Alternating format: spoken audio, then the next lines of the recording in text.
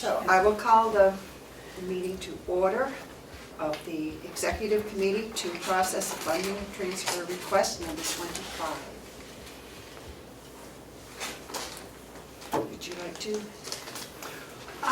This is a request of $10,000 to be transferred from the DPW capital. We purchased the plow truck with plow on it, and it was actually $15,000 less than the delegation had allowed, and so there was an extra $15,000 in there. The request for the transfer is to lease a skid steer type vehicle with a snow blower to clean up around the sidewalks and the small places where the big tractors can't get to. This is something the commissioners have been asking in the delegation for 3 years now, I believe, but because of budget cuts, it was getting cut. Will is down where he does not have very much help from the jail anymore, and he found a place that will rent a skid steer with an option to purchase. So he thought that where there was some money there now that he could try it, rent it, see if it was going to be the answer to everything like he really believes it will be, and then in the spring, either purchase it, at which time they would allow a large percentage of the rent to go as a down payment, or return it. So that's what the transfer is for, and it's for the $10,000, which is the full rent for the next 5 months. Which will cover the winter season. Yes. Are there any questions? Yes. Lino had his hand up first. Oh, I'm sorry. No, I would defer to Representative Marsh first. Representative Marsh. Can you tell me how heavy this vehicle is? And what weights these sidewalks are designed to hold? I have the paperwork on the vehicle. I can tell you what it weighs, but I cannot tell you what the sidewalks are designed to hold. I can tell you, though, that this was designed to do the sidewalks in the small turnaround places that the... Right, it's a short turning radius. Yes. Yeah, that doesn't answer the question about weight. Oh, wait, thank you. But I would think that it would be well within. Representative Avaloni? So $10,000 is for 5 months rent? And I believe $8,000 would go toward down payment if the delegation decides to purchase it in there. Yes, follow-up? This go out to bid? No, it was solicited from David. How many places did he visit? Went to 6. 6. The only one came back as, This came back as the best rental purchase of the two. And also, it came with the snowblower and the bucket. But only 2 came back with a price, to answer your question. thank you. Can I ask another question? Yes. Am I correct that we own tractors which we use to mow the fields? You what? We own tractors with which we mow the fields. Yes. Did you consider, Yes. did you consider the possibility of putting a snow blower attachment on one of the tractors? I believe that would then be too big and too cumbersome to do the sidewalk areas and the small areas that need to be done. This is basically to try to replace a lot of the shoveling done by the inmates, Right, I understand the purpose. whereas the tractors are quite large tractors. They only big tractors. They're 65 horsepower, aren't they, Dave, or bigger? One of them is, and the other's bigger. The problem is, it would have to be a rear-mounted Yes, snow I understand blower, that. so they have to back up while they're plowing, and rather than going front with the skid steer, the blower's on the front. You can see where they're going. Okay. Yes, Representative Avaloni. Thank you. Didn't we buy a brush to do the sidewalks at the nursing home? We did. And what the brush does, I asked the very same question. It is excellent at the final little cleanup after, if we get 6 inches of snow comes, if the snow gets shoveled off, and then little drifts and things, that brushes it right down to the sidewalk itself, in which case there's very little need of the ice melt. But that's what they're designed for. They are not capable of moving what they would shovel. 4 inches. I think he said 2 inches, David? Yeah. 2 inches is about all they can handle. And I've watched the man work with it here, and he got better with time, but it wasn't what I would call efficient for every day when the snow blows in, you know, at night, and to sweep the sidewalks and stuff. It's been very efficient for that, but not for the cleaning of the sidewalks. Yes. We had considerable discussion last couple of years over the weight of that machine on those cement sidewalks, not to mention you're going to be placing metal on those sidewalks and could have the potential for cracking, scraping, digging pieces up that are cracked or that could be repaired. But this is a blower, not a scraper, number one. Number two, I think the sidewalks are, well, let me put it this way. In the long-term plan of repair of the nursing home, Bob mentioned replacing sidewalks the other day, so that's. Yes.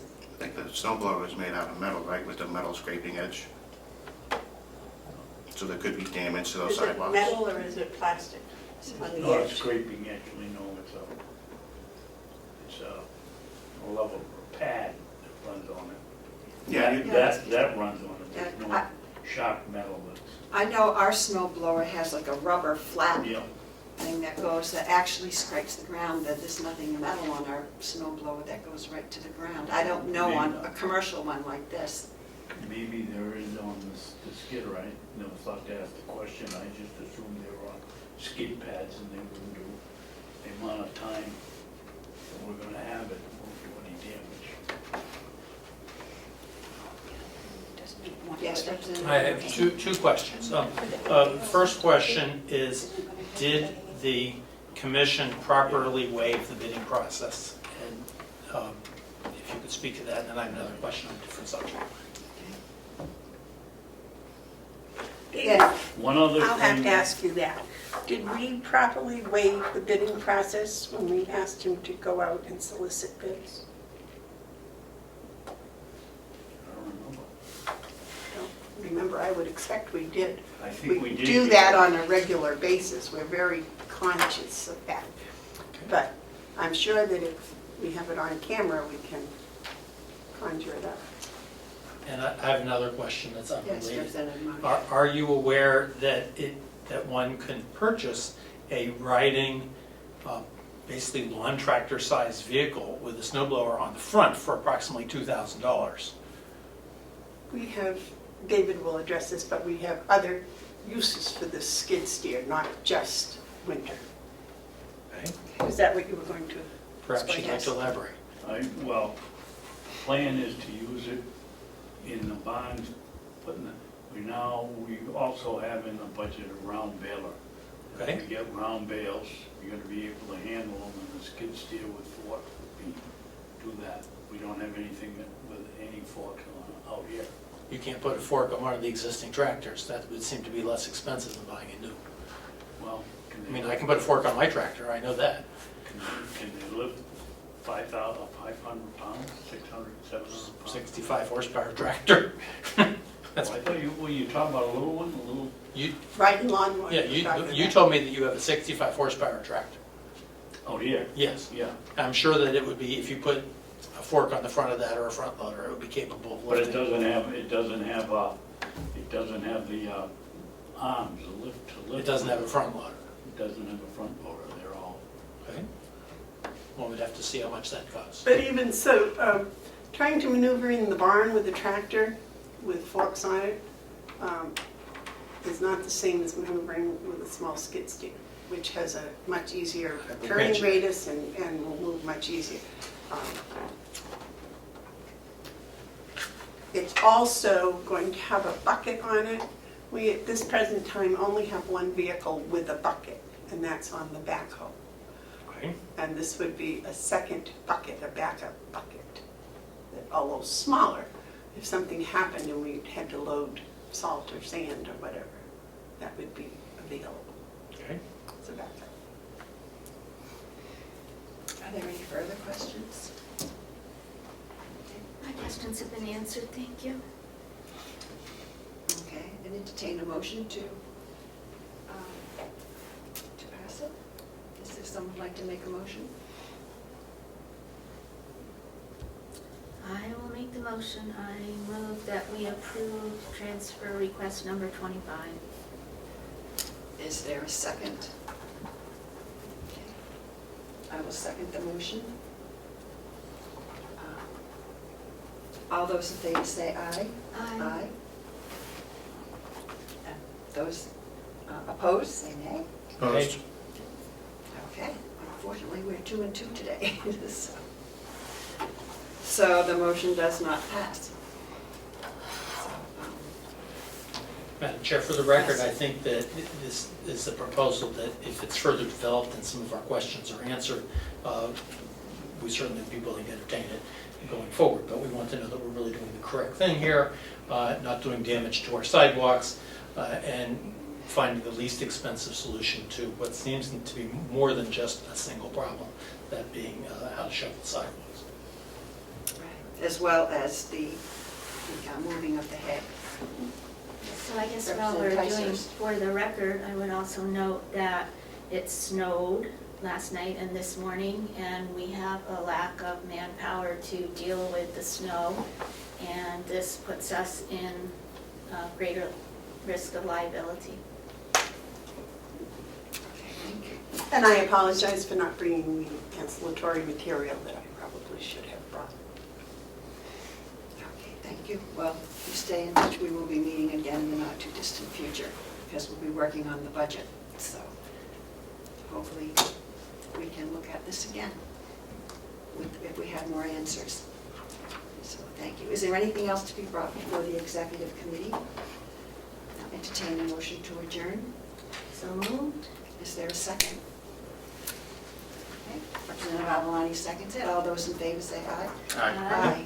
Okay, thank you. And now I would like to open the Personnel Committee for the purpose of looking at rules of evidence and procedure for dealing with any issues that are brought before the Personnel Committee. So, and Mr. Bryden, would you like to join us, please?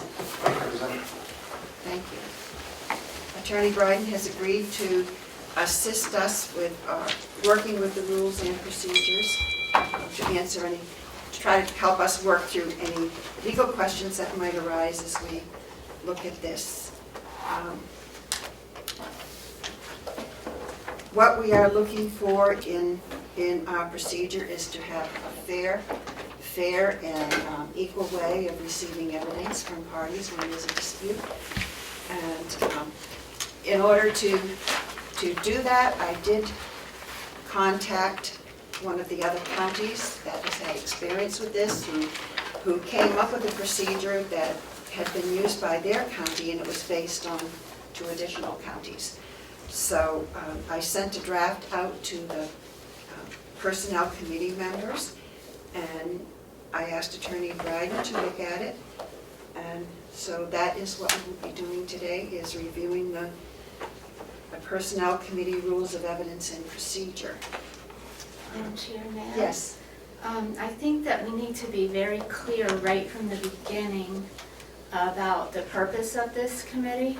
So this committee, the Personnel Committee, is formed under the authority of RSA 2810A. And 2810A deals with discharge or suspension from employment, which does include removal, which is, I guess, slightly different. The committee has a specific membership, which is the chair, vice chair, and clerk of the committee. And the purpose is to a public hearing if requested by an employee who has been discharged, removed, or suspended. So the committee is not to deal with any other disputes that may come up by county employees. It's only for this specific case. And the RSA also requires that we create rules of procedure for this particular purpose, but not for any other purpose. So I think we need to have that really clear right from the beginning. Okay, thank you. You're welcome. Thank you for the clarification. And Madam Chair, Yes. if it's useful, I have copies of that 28. If people need them or want them. Yeah, I think I do, but I think it's in my other Okay. book, so that's fine. Okay, so I'll just send them around.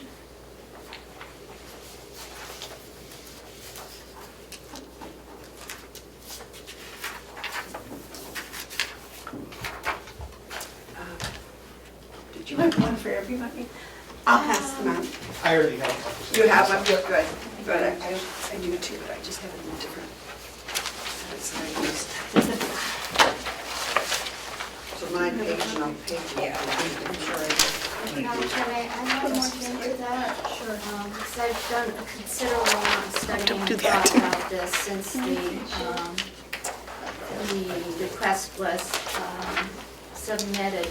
And I just want to keep focused on the fact that this committee at this meeting is charged with writing rules of procedure for any case of discharge, removal, or suspension, not for a particular case. Yes. Question for Attorney Bryden. Absolutely. Sure. Would this be considered more of an administrative hearing than a full-on judicial hearing? Yeah, my understanding of the relevant statutes, and I will say that my primary area of practice is criminal law, but we wanted to provide as much assistance as we could, is that this is an administrative hearing. So there's actually a New Hampshire statute, the Administrative Practice Act, or Procedure Act, that talks about the procedure that they should follow. You see it come up the most often in termination proceedings. There's some case law that talks about what that act means, and they talk about these hearings. You do have there's a due process right to your job, but it's not the same as your due process right in a criminal proceeding. It's styled differently, which is why generally under the statute, and then in some of the cases that the chairwoman sent out, the rules of procedure, the rules of evidence that you'd have in a criminal case are a little more strict than what is really required under the law for a hearing like this. Yes. Just may I ask what the RSA number is that you were referring to? Sure. So RSA 541A33, I sent it out in an email to Representatives Damaris Avalone and Ticehurst just last night while I was reviewing it. Talks about the official, I guess the statutory position on evidence and official notice in contested cases that would fall under the administrative rules of the state of New Hampshire. So it talks about the rules of evidence not applying. However, you are supposed to consider rules of privilege, so not having a doctor testify against a patient, other things like that. But that you should be able to get the evidence in, and you don't have to follow the strict rules of evidence. It essentially would be kind of a bar to an orderly proceeding, overly strict. I think is what they're trying to avoid. I see you sent it to me on hearsay, which I did send out. I thought I sent it to everybody. Okay, which changes it. Are there other areas in the rules of evidence that you see that we don't need to follow as strictly? No, so I think in the rules that you sent out to me, it talked about section D1, which basically says the rules of evidence don't apply. And my only concern, and the reason that yeah, go ahead. Go back to that word, I'm sorry. Oh, that the rules of evidence don't apply in section D1 of the Okay. procedures that were put out Yep. in admission of evidence. So it talks about, there's this case, Nason versus Personnel Commission, which is about the termination of I can't remember if it's a firefighter or a police officer, but it's a similar concept to what we're talking about here. And the Supreme Court makes note, again, you don't need the specific rules of evidence. So the reason I put the question about hearsay is section 1 says the rules of evidence don't apply, but the section 2 description of hearsay is actually a much more strict definition than we'd have even in court.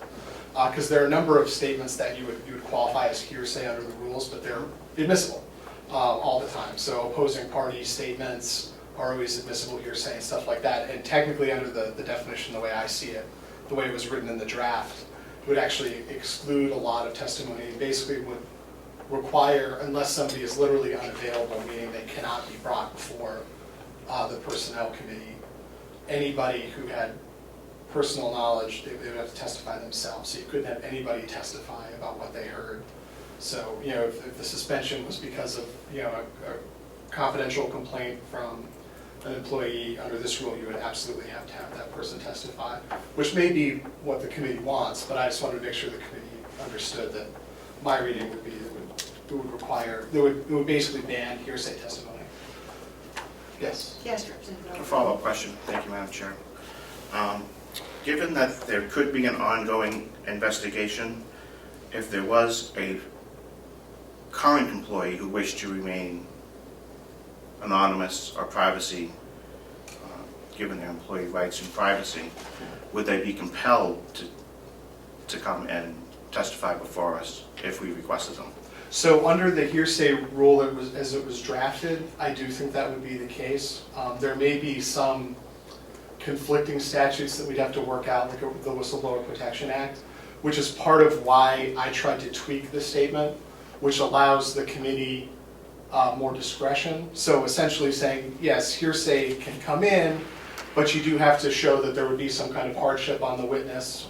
So like if it was a whistleblower type situation, I think you would say the hardship is to their career.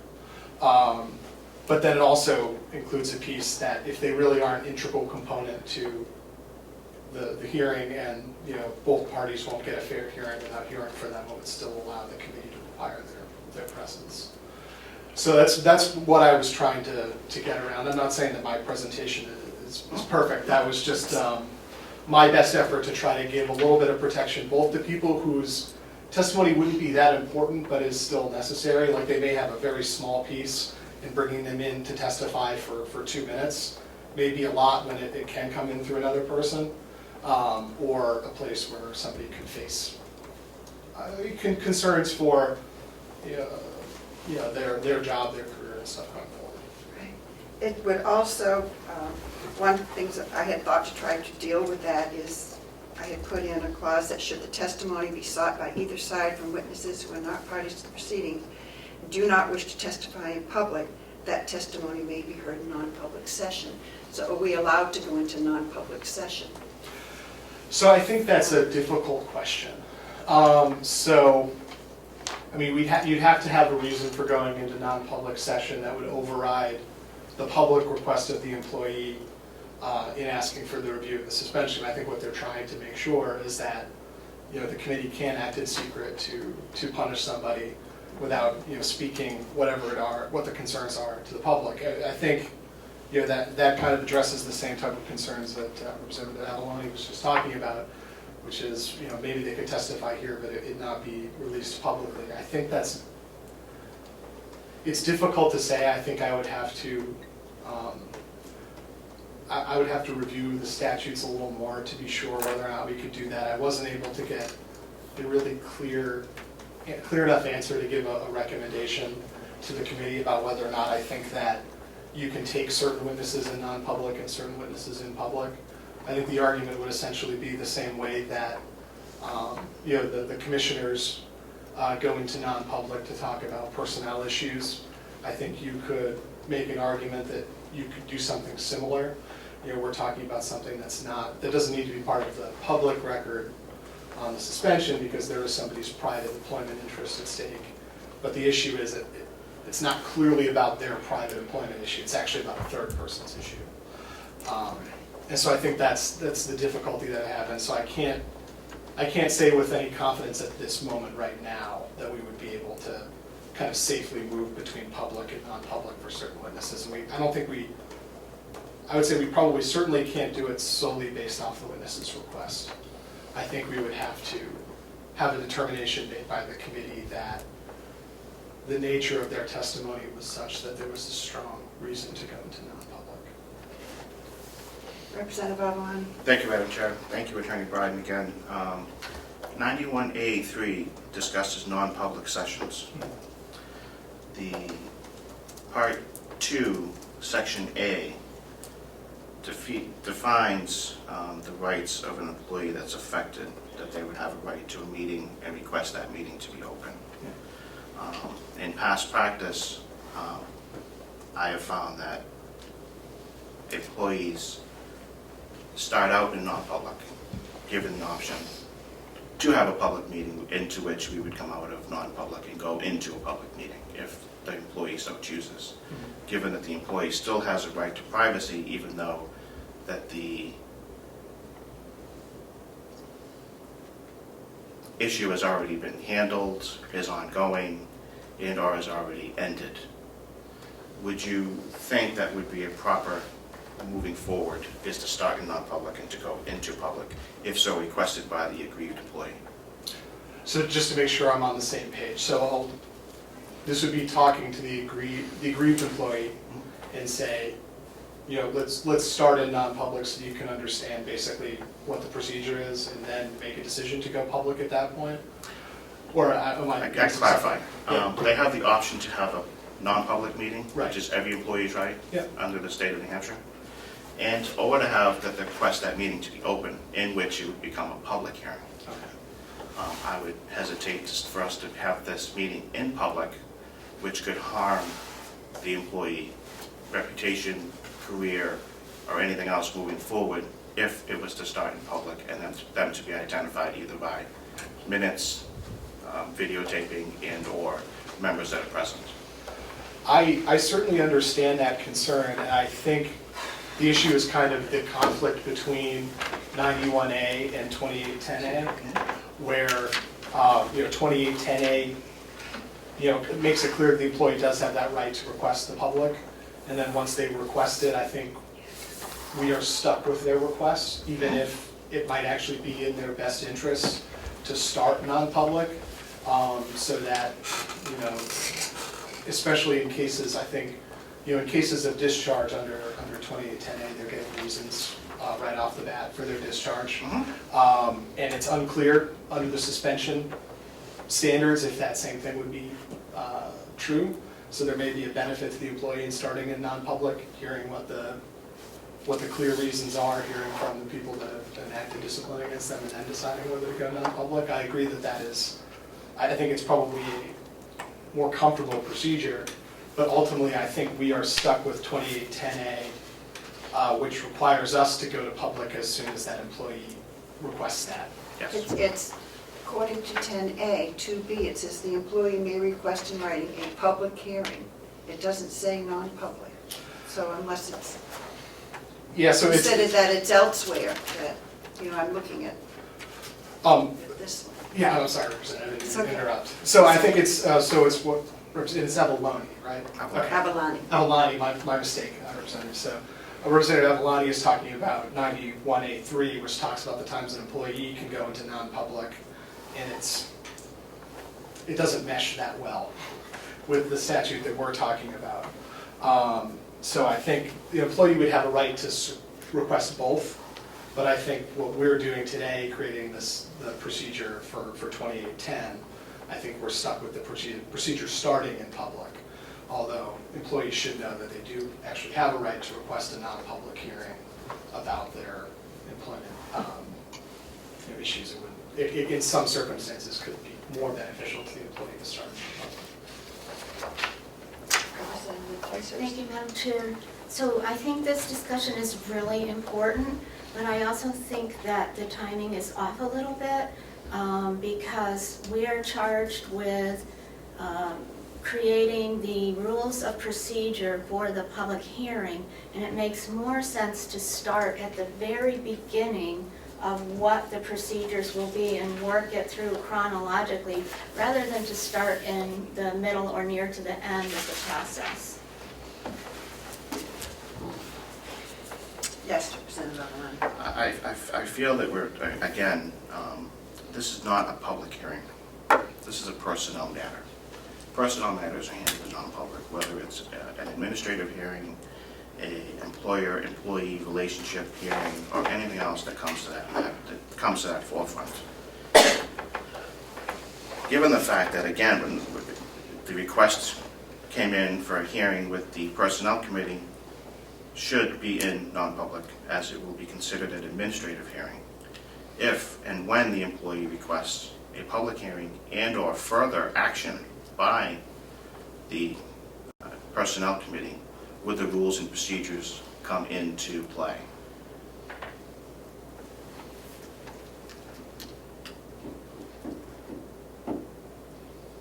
I'm sorry, I didn't realize, I guess that was, I think the concern is, if we're taking this out of a specific scenario, and we're just talking about general rules, we're limited by 2810A. I mean, we're being asked to create a procedure under that statute, and the predicate to that statute, the very first thing that has to happen is that there has to be a public request for a public hearing on the issue. So I think for the purposes of what we're doing here, we have to start under the assumption that we're doing a process for a hearing that starts in public, because we've had the 2810A request for a public hearing already. I don't disagree that under 91A3, personnel matters should be handled in non-public session as a kind of matter of course. I think because this is specifically talking about the response to a discharge or suspension, and we're specifically under 2810, I think we're limited to just talking about what's to happen once somebody has made that public request.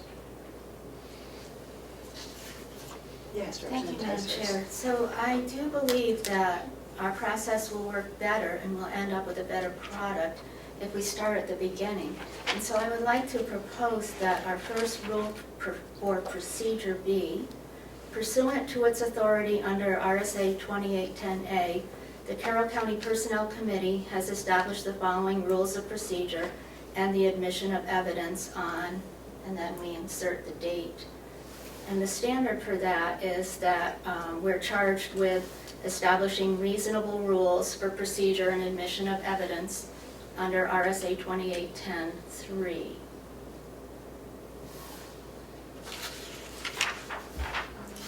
So, Madam Chair, if it's useful, what I did is I went through RSA 2810A and the statutes that were referenced in that statute, and I organized the requirements by category, such as rules of procedure, authority, meetings, record of proceedings, request for public hearing, approval of the commissioner's decision, reinstatement, rehearing and appeal, just as the laws dictate, and started suggesting with some rules that would fulfill our obligations for each of those categories. So I can share some drafts with that if it's easier. Oh, I think we'd have to look at it. Okay, yeah, but all I wanted to discuss at this moment was just the very first one.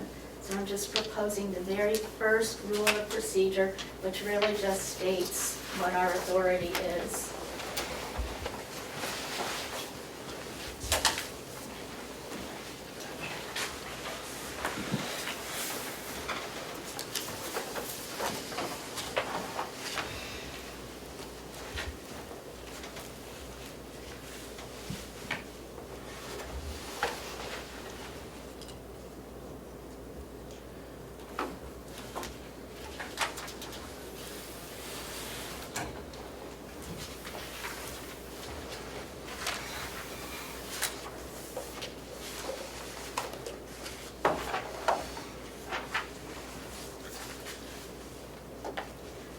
May I explain further?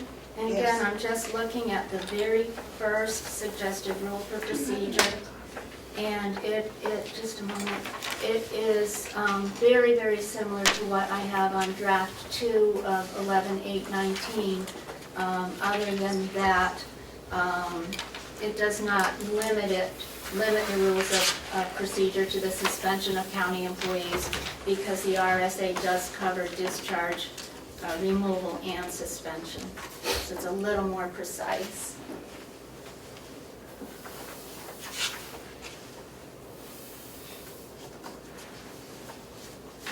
Okay.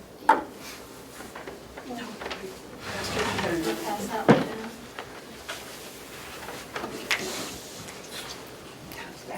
You'd be doing a bar.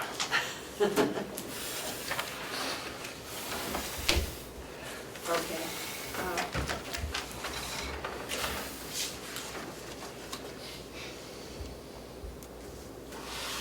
So I think that pretty much follows what we have started on the other draft. If I may? Yes. I just might repeat that I think it's important to have it mirror the language in the statute, so it would include, it would not limit the authority to just the one case of suspension.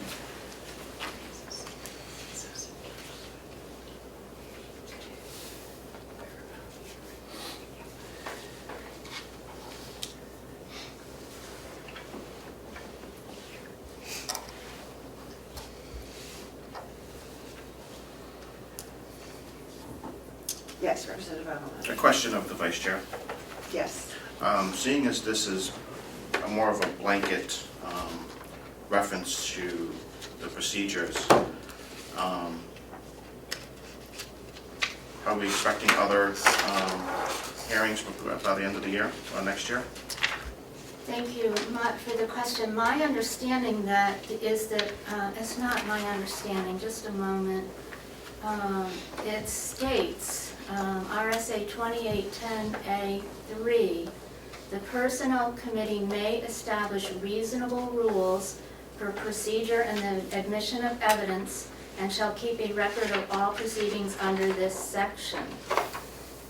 And that's all I'm asking that we do, is create the rules, and we are not charged by statute with creating different rules every time someone has a situation.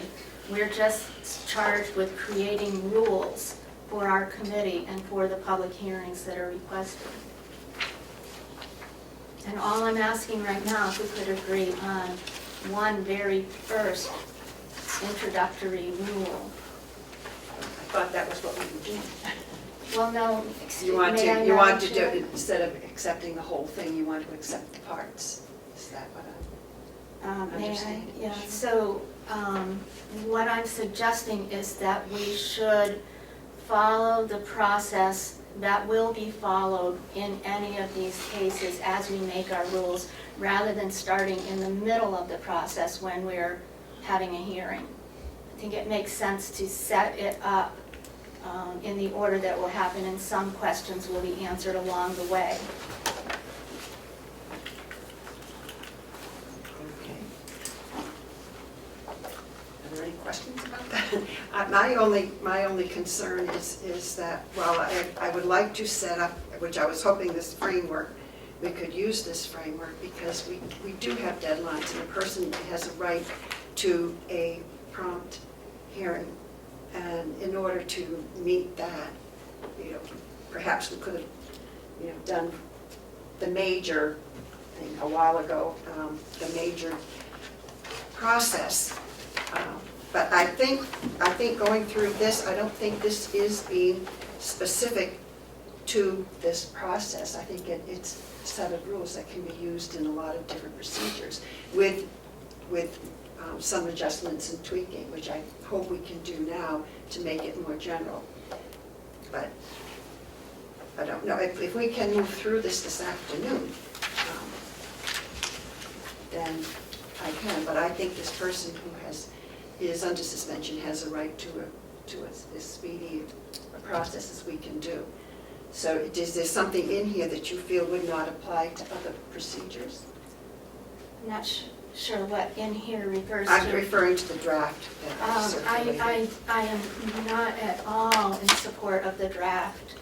There may be some pieces of the draft that I would support, but as a document, no, I am not at all in support, and I think Attorney Bryden brought up some concerns with it already. It's also not comprehensive, and it does not cover all of our responsibilities along the process. Okay. Yes, Representative Avalon. Thank you, Madam Chair.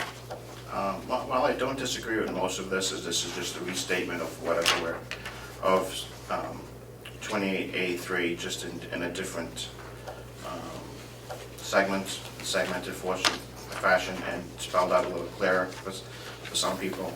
However, there's a few things here that are also incorrect. Madam Chair, may I just repeat that I am only asking that we look at the first statement and see if we can agree to adopt that one statement. And if I need to put it in the form of a motion, I can do that. That we may establish reasonable rules that's required by the law. Right. Pursuant to its authority under RSA 2810A, the Carroll County Personnel Committee has established the following rules of procedure and the admission of evidence on, and we will fill in the date. I think that should be the first statement in our rules of procedure, and I'm proposing that now. I see no problem with it, because that's what we're doing. Right. Right, so I see no problem with it, and so I will second the motion. So all those in favor? Aye. Okay. Madam Chair, was that a 2-to-1 or 2-to-1. 3-0? 3-0. 3-0. Thank you. Okay, thank you. And Madam Chair, may I And I ask? think 28A, I think, is the authority we already have, we're under. So that would simply state for any employee or the public under what authority we are making these rules. My next section would have to do with authority, and I would suggest that one of our rules be that at the first meeting of the Personnel Committee, the authorizing statute shall be stated, and I think that's pretty easy.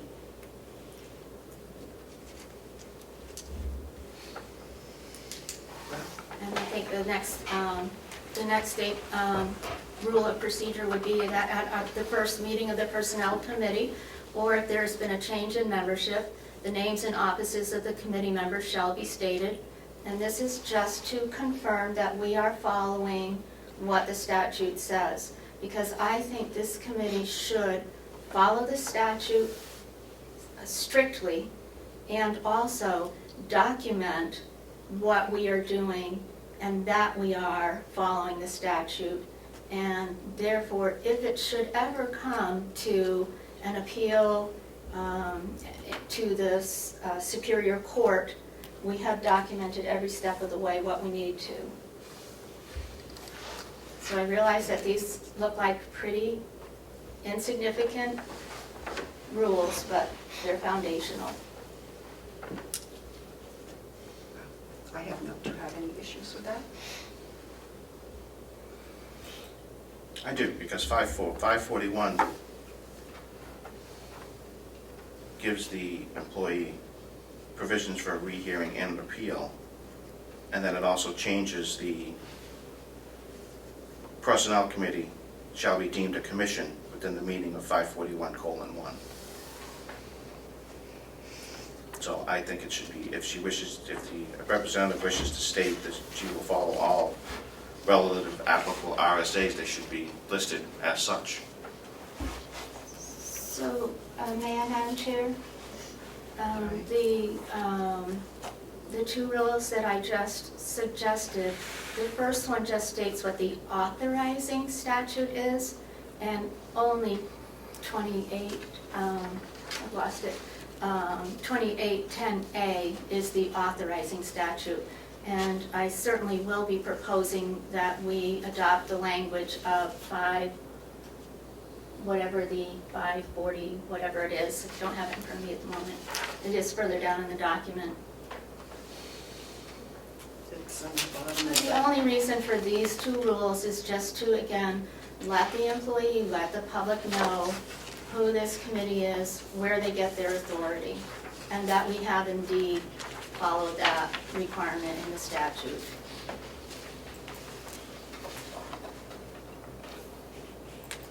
Did you put any other? No. Okay, do you want to make a motion to accept that? I so moved. Would you like me to read the whole thing, or are you okay? No, I think we're okay. Okay. Okay, I'll second the motion. All those in favor, say aye. Aye. Okay, carries. Okay. And the public hearings being noticed, I think that's, we do, that is a requirement. for It- law. It is a requirement, and I believe it should be in our rules. Okay, that's understood. And I think a quorum, that's understood. I'm sorry, Representative Avalani has his pen Oh, up. sorry. It should say public and non-public hearings shall be noticed in accordance with RSA 91A. That's right, good catch. Okay. So, I still have some reservations about the non-public part, but I'm willing to add that to the rule. I think that we can't prejudge what might come, that we should have it for both. Okay, we'll vote on that with the next one. I think the quorum and votes by roll call. So if I may, Madam Would you like to speak to Chairman, that? I'm not sure that that is in statute, but I think it's wise for us to decide in advance what a quorum is.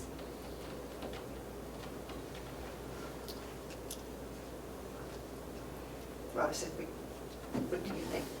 I mean, that's common sense of only 3 people, 2.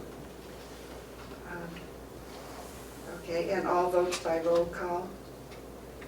Does anyone have any objection to that? No. No objection to those? So, I have no objections to the meetings being posted other than adding in non-public hearings shall be open, shall be listed as well and referenced accordingly. and I think we're all in agreement on those. and we're all in I'm agreement. sorry, I just missed what Mr. He just- Representative Avalani said. He said his only question was if, as long as we were adding non-public to the public hearings as well as the public and non-public. So with those adjustments, do you want to vote on them, those sections? The entire section. Yeah. So, It's certainly acceptable to me. okay. So move, Madam Chair. Okay. You second it? Second, So, sure. those in favor? Aye. Aye. Okay.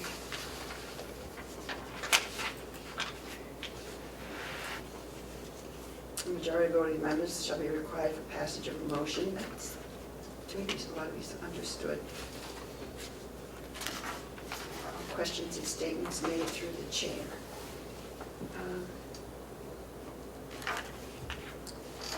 Is that a requirement of the RSA, the whole questions? No.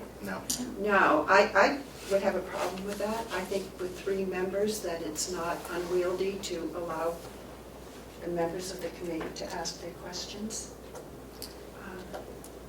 Madam Chair, I was hoping to establish the practice that we have in other public hearings where there's no back and forth between different members of the public or members of the public and one particular committee member.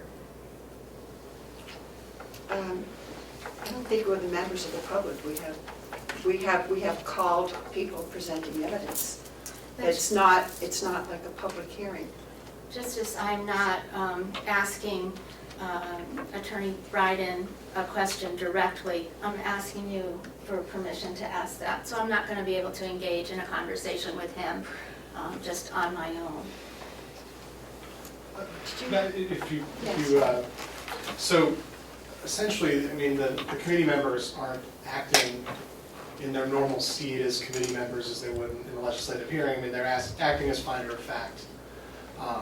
in the proceeding, and I think generally, I think it was in the draft rules that you sent over, but certainly I think it's true in administrative hearings generally, that you want to retain the ability to ask questions, to clarify issues, but I actually think in a well-functioning proceeding, the committee members hopefully would not have to ask very many questions. I mean, there will be counsel, most likely for both parties, but at the very least, both parties would be able to represent themselves in the hearings, and they would be asking questions of the witness, and it's essentially their duty in presenting their case to present you the information.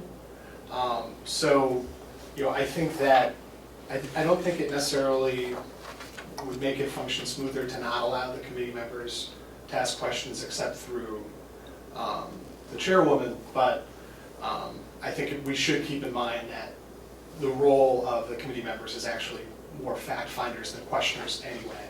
So I think, you would probably find there's not a lot of actual questioning from committee members. Representative Avalon? Just to follow up with Attorney Bright, I agree with him 100% on that. Typically, the committee members would only ask questions for clarification, Yep.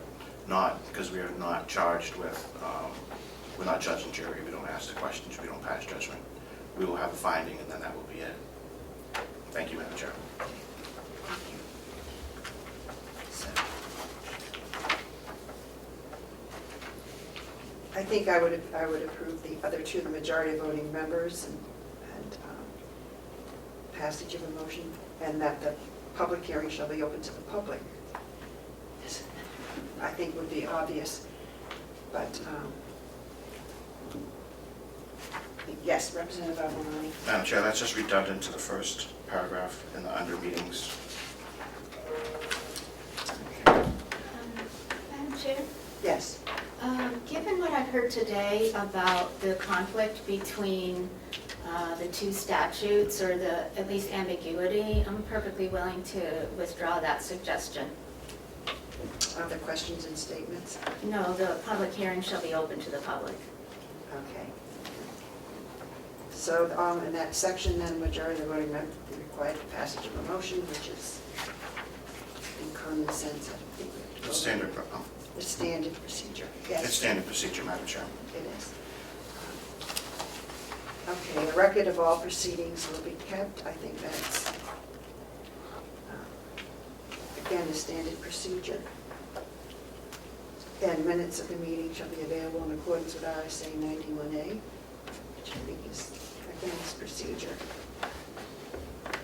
And they may be recorded. I think we have, that was in this procedure as well, the draft. A lot of this is in the draft that was sent out. I don't have any objection. Do you have any questions? No, I think the meeting should be recorded. Yes, I agree. And that was in the draft procedure that was sent out as well, that it can be recorded.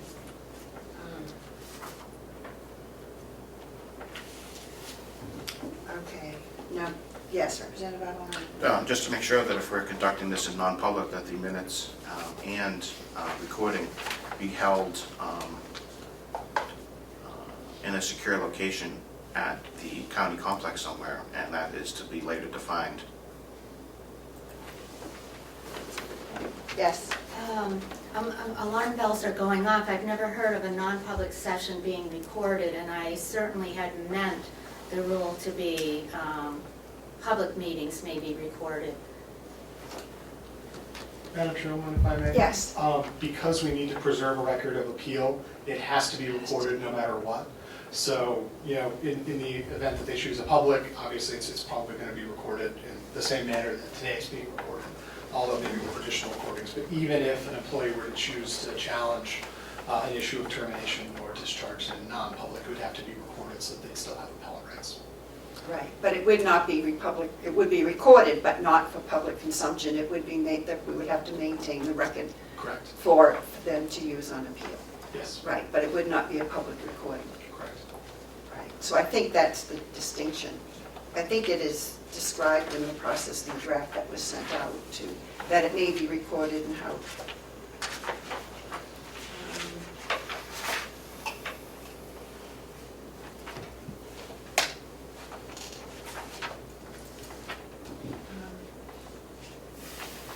Yes, Representative Representative Are we Avalon. going to add that to the recording record of proceedings, or are we just going to go ahead with your draft as a record of proceedings?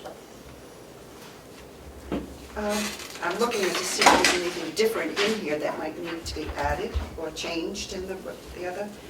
Because in the one that I sent out, it says, unless waived by the parties, the sound recording of the hearing shall be made and maintained. A party may request a copy of the sound recording so that a transcription of the records can be made. The cost of transcription shall be borne by the requesting party, and a copy of the transcription shall be made available to the opposing party. Either party may have a stenographer present, provided that the requesting party bears the cost and agrees to make a copy of the transcript available to the opposing party. So it goes into more detail. Yes. Thank you, Madam Chair. So I'm very uncomfortable with the draft that you just read. And I also need more education on this because I know that it is routine when bodies go into non-public session for cameras, cell phones, maybe we don't always take cell phones out, but it has happened. Purses have to be taken out of the room, so there's no recording of a device there. So is this requirement that a non-public meeting be recorded part of the 541A Administrative Procedure Act? And then I have a follow-up after that, if I can remember it. Well, I think that probably, as the attorney said, I think that it would have to be sealed. The records can be sealed after a non-public session. So normally when you come out of non-public session, the first thing you do is do a motion to seal the record. So I think it would follow that type of procedure. May I hear from Attorney Bryden on this? Absolutely, Ms. Sarah, I just didn't want to talk unless it passed Thank you. through. Why I'm so desperate to have you here. So, yeah, so it's because it's required for appellate, and this is actually a hearing as opposed to a committee meeting where you're actually making an adjudicatory finding about whether or not whether the action taken was appropriate. And in order to have an appeal, the very first step for an appeal is that it has to be a complete record of the actual proceeding. So not hear testimony from people who are in the room, but actually literally have a recorded hearing. Ultimately, if it ever went up to the Supreme Court, that's the very first thing.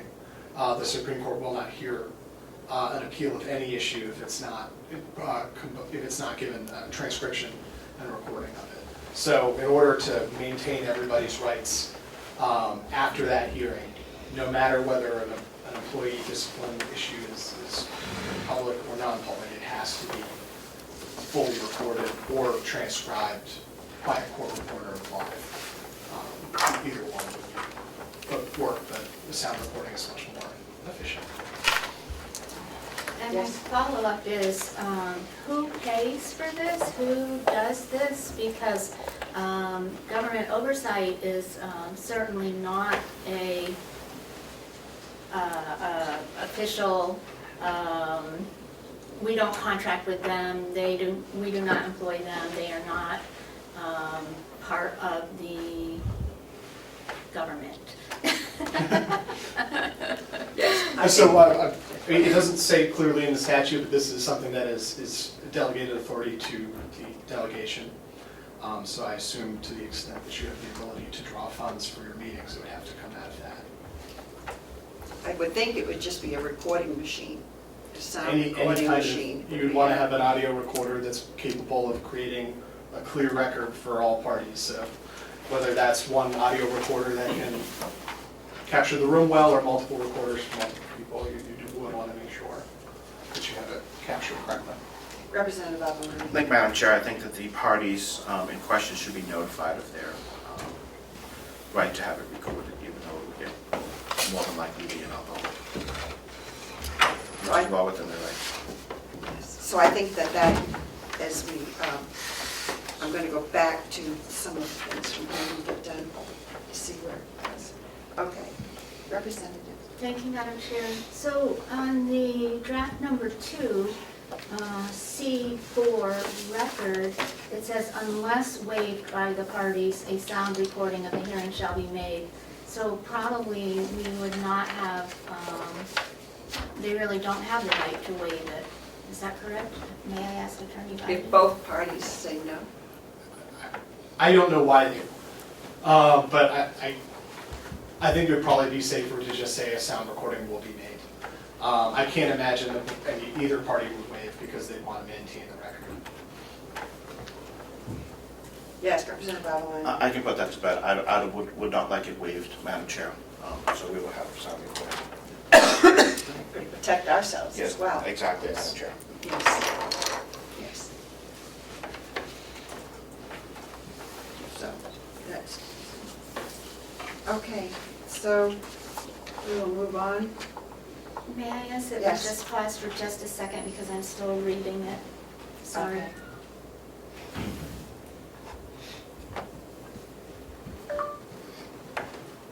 Yes, Representative Avalon. Thank you, Madam Chair. A question for Attorney Biden, if the chair so Yes. indulges me. You are. Given that this is going to be an administrative hearing, would a sound recording be in order? Of the actual hearing itself, yes. Thank you.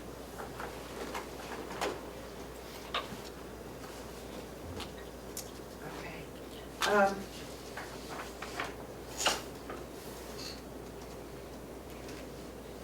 Would you like us to take a look at that regard? I'd like to be very clear, just to make sure that we're all understanding the same thing. Would the rule then state that a sound recording of the hearing shall be made and maintained? A party may request a copy of the sound recording so that a transcription of the records can be made. The cost of transcription shall be borne by the requesting party, and a copy of the transcription shall be made available to the opposing party. Either party may have a stenographer present, provided that the requesting party bears the cost and agrees to make a copy of the transcript available to the opposing party. Is that what you're agreeing on or considering? Representative Avalon. Pretty sure it's already spelled out in statute, Madam Chair. So it's already contained in statute. I would think that we want to be sure, because the other party has a right to listen and make sure that the record, is an accurate record. So that would be one reason for making it there. But is it already in the statute? Attorney Biden has already Attorney commented Biden? on that. So, I mean, it is as a part, it's not in 2810, but it's part of 91A.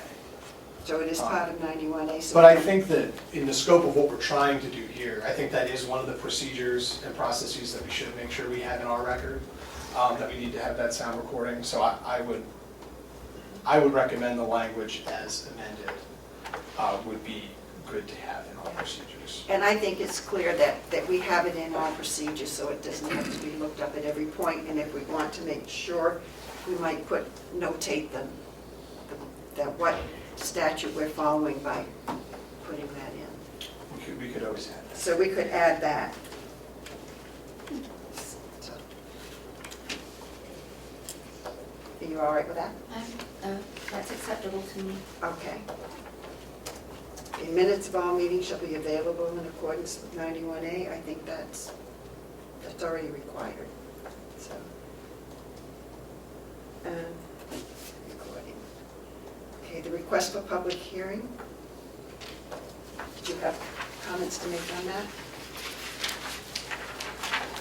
This was just taken from 2810A, and there are certain procedures that the commissioners need to follow when they are removing, discharging, or suspending an employee. And this just puts in that we will verify that those things have happened. And the reason for that is because when the commissioners state their grounds for dismissal, it would be important for us to have a copy of that when we begin our hearings.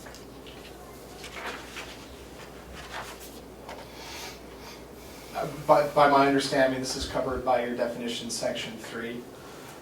So it requires that the employee at issue be an employee of Carroll County and that they've properly requested a hearing, and it specifically references 2810A, which is where the further descriptions of how they have to request it are laid out. So I think that, the definition section as used by the draft are cover these issues, that are verifying that the employee is actually an employee, and that they're not covered by a bargaining agreement, which is specified in the statute that is referencing.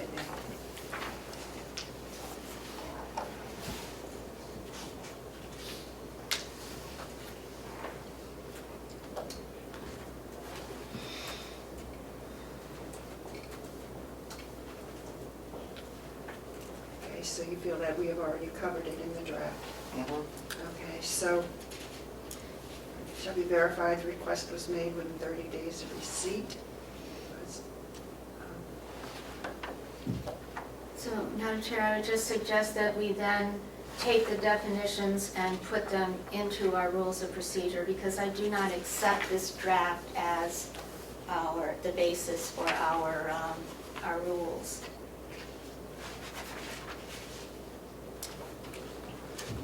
Yes, Representative I'm Allen. sorry, did you just say you don't accept this as the basis of our rules? No, I think she's saying the draft. Draft number 2. The draft personnel committee that I got that we could build on and work from, this one. Okay. Just a comment, Madam Yes. Chair, yours is very well laid out. I think making adjustments to your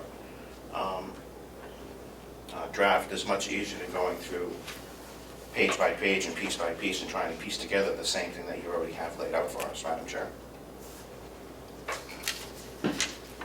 Is there something in here that's not part of this already? Yes, and we've already gone over some of that.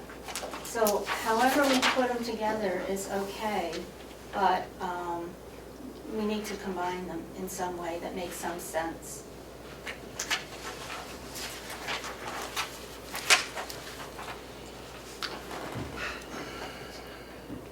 Yes, Representative Allen. Thank you, Madam Chair. I can point out one thing right away, is the minutes of the Commissioners' meeting at which the, I'm not going to identify the thing, but it was determined and attached to the hearing minutes. If the hearing minutes are in public and the Commissioners' minutes are in non-public, how would that play out?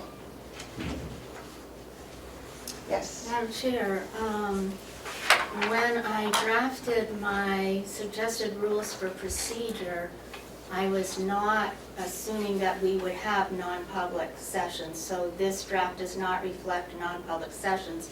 And also, I would repeat that I'm only proposing the rules for procedure, but for our convenience, I have added in a column that tells what the standard we're trying to meet is, what the statutory reference is, and what documentation I believe that we should produce to verify that we have met that standard. So all I'm asking for is approval of some of the rules of procedure. I'm not asking for approval of what the documentation will be. Yes, Representative Allen. It's stated right here that you're under documentation that you're asking us to approve. I know, but I gave, Madam Chair? Yes. I gave you a copy of my notes with explanatory columns, but I am stating to you and to the committee in general, that I am only proposing the rules, that we adopt the rules that are here. And that's what we're doing. And if you want, I'll get a pair of scissors and cut off the other column for you.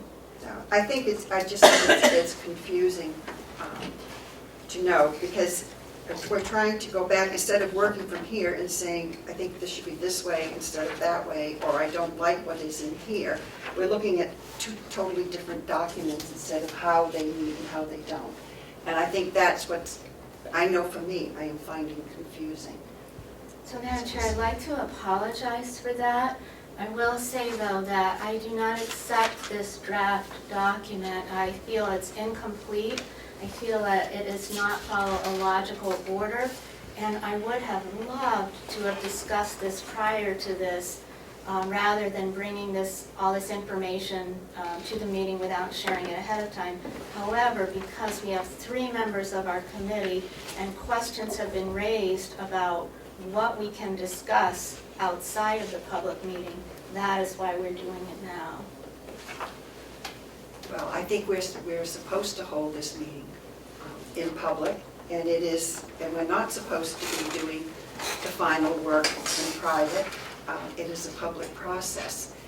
And I found this draft, which has been used. I contacted other counties, a draft that had worked appropriately for them in some different legal proceedings. And I felt it would give us something to work from. And I believe, since it's legally been used, that it has some good points that should help us. So, and I've requested an attorney to help guide us, so I don't. Madam Chair, maybe try to help here. Okay. So the way I read the statute, what it's asking us to do is create specific rules for the hearing itself. Right. The statute already sets up, a lot of these rules for procedure in Representative Tysor's proposal come straight out of the statute. It's the statutory language. But the assumption that the statute is generating, that's asking you to take, is everything in 28, everything in 91A, everything in 541A, you have no ability to modify as this personnel committee. You're not in your legislative duties where you're changing the statutes. So it's the predicate is all of those laws being in place, how do we fill in the gaps between them, not necessarily how do we restate them as a part of a procedural manual. So I think, stating the relevant authorities at the top of the procedure, we could possibly just add in the rest of those statutes to make it clear that this comports not only with 2810A, but also with anything under 91A that would change it, anything under the 541 appellate procedure, and then anything that would conflict under the collective bargaining statute. But then to say, but these below are the procedures for the actual hearing itself. These are how the rules of evidence are going to apply in the hearing itself. This is how people are allowed to pass back and forth. Because we really can't change a lot of the notice requirements. We don't have a lot of authority to change how the hearings get noticed and stuff like that. So I think the problem is just one of scope. And I would recommend that for the purposes of what we're doing here, starting from your procedural draft, I think is helpful because it's more or less limited to getting to the hearing and what's happening in the hearing as opposed to the rulemaking groundwork for the hearing itself. If that's helpful. Madam Chair, I move to abandon the rules and procedures that we've been working on and to move back to your original draft that you have received. Thank you. Do you have a comment? Yes, we've already approved some of those rules, so they will need to be added into the draft. I think we can, I would feel that we can take what we have approved and fit it in here where it is appropriate, rather than restating all of the laws, make sure that we are covering, that our draft is covering the requirements of those laws. Yes. Yeah. Thank you, Madam Chair. Your draft already references the necessary RSAs that allow this committee to happen, the rules and procedures of this committee, and for the findings and everything else that this committee is charged with. However, I still reiterate that this is an administrative hearing, not a full-on hearing in the criminal court and/or civil matter. Okay, I will second your motion. Thank you, Madam Chair. Okay. All those in favor say aye. Aye. Aye. Okay, so, Opposed? thank you. All right, so we'll go back to this and into this rule and see where you feel that it is crossing, that is missing something, and let's go through that. 1 second, Madam Chair, I just have to pull it up. My apologies for not having it ready. It's okay. Point of order, Madam Chairman. Yes, Could you please speak up so we could hear? I'm sorry. Not you, Representative Avelino. Male What do you voices. need restated? Pardon me? Do you need something restated? Whatever you were telling Chairman, we couldn't hear back here. Public hearing. To use her draft that she sent out instead of the new draft that we were presented today, which we didn't have time to go over. Thank you. You're welcome. Okay. So, we're going There's to, a seat over here, if that would help. You can come closer. Usually I'm the one who doesn't speak loudly enough, I'm sorry. Okay, I've already made some adjustments in this to meet Representative Ticehurst's concerns. So if we want to look at it, I think the descriptions of who is fine. I think one of the questions was to make sure that we might want to document just the proper RSA for why we are doing some of this. We might add those in. But if we go through the noticing of the rules, it says the rules and procedures shall be given to each party or their attorneys not less than 20 days prior to the hearing. Madam Chair, Yes? why would we allow the rules to be given to the attorney but not given to the party? It says given to each party or their attorneys, It does. if that's what they choose. Madam Chair, Yeah, okay. it does say or. Just say and. Just Yes. so it may not be appropriate to have direct communications with parties who are represented by counsel. So I think having the language to say party or their attorneys allows that if a party is representing themselves, we should be giving them things. If an attorney is representing a party, we should not be speaking to that party. We should go through their representation. Thank you. Yes, Representative Avalani. Thank you, Attorney Biden, you are right on the money on that one. This was written by lawyers. Madam Chair, Yes. I would just like to note that at every court hearing or court proceeding I have ever heard, there have been more than one attorney and they don't always agree. I also consulted with an attorney who did not agree with many of the items in this draft. So I don't want to assume that just because this was drafted by an attorney that we don't need to consider it carefully and that we're bound by it. I agree, we need to read and go through it. But it says by each party or their attorneys, so I would assume the attorney, if they're not represented, it would go from the party. The note, yes, Representative Avalon? Keep going, Madam Chair. Okay.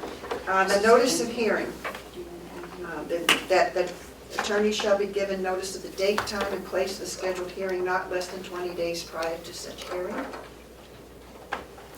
The witness list, the parties shall provide each other and the committee with a list of the witnesses they intend to call to testify at the hearing, to include the name, address, and telephone number of the witness not less than 10 days prior to the hearing.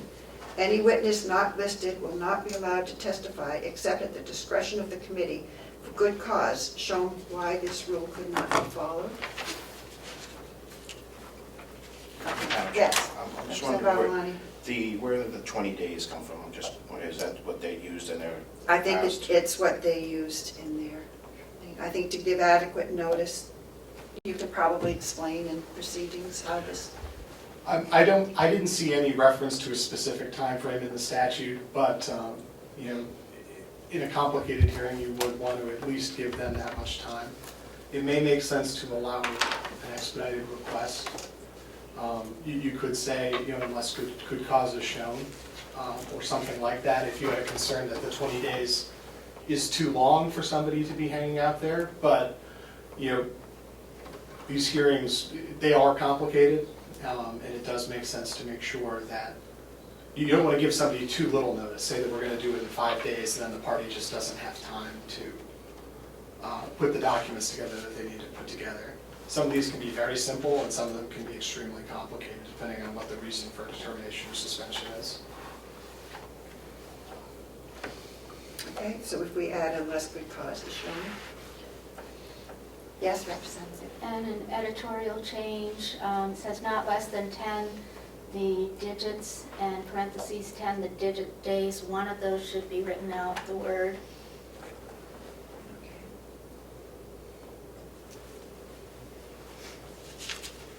Anything else in that paragraph?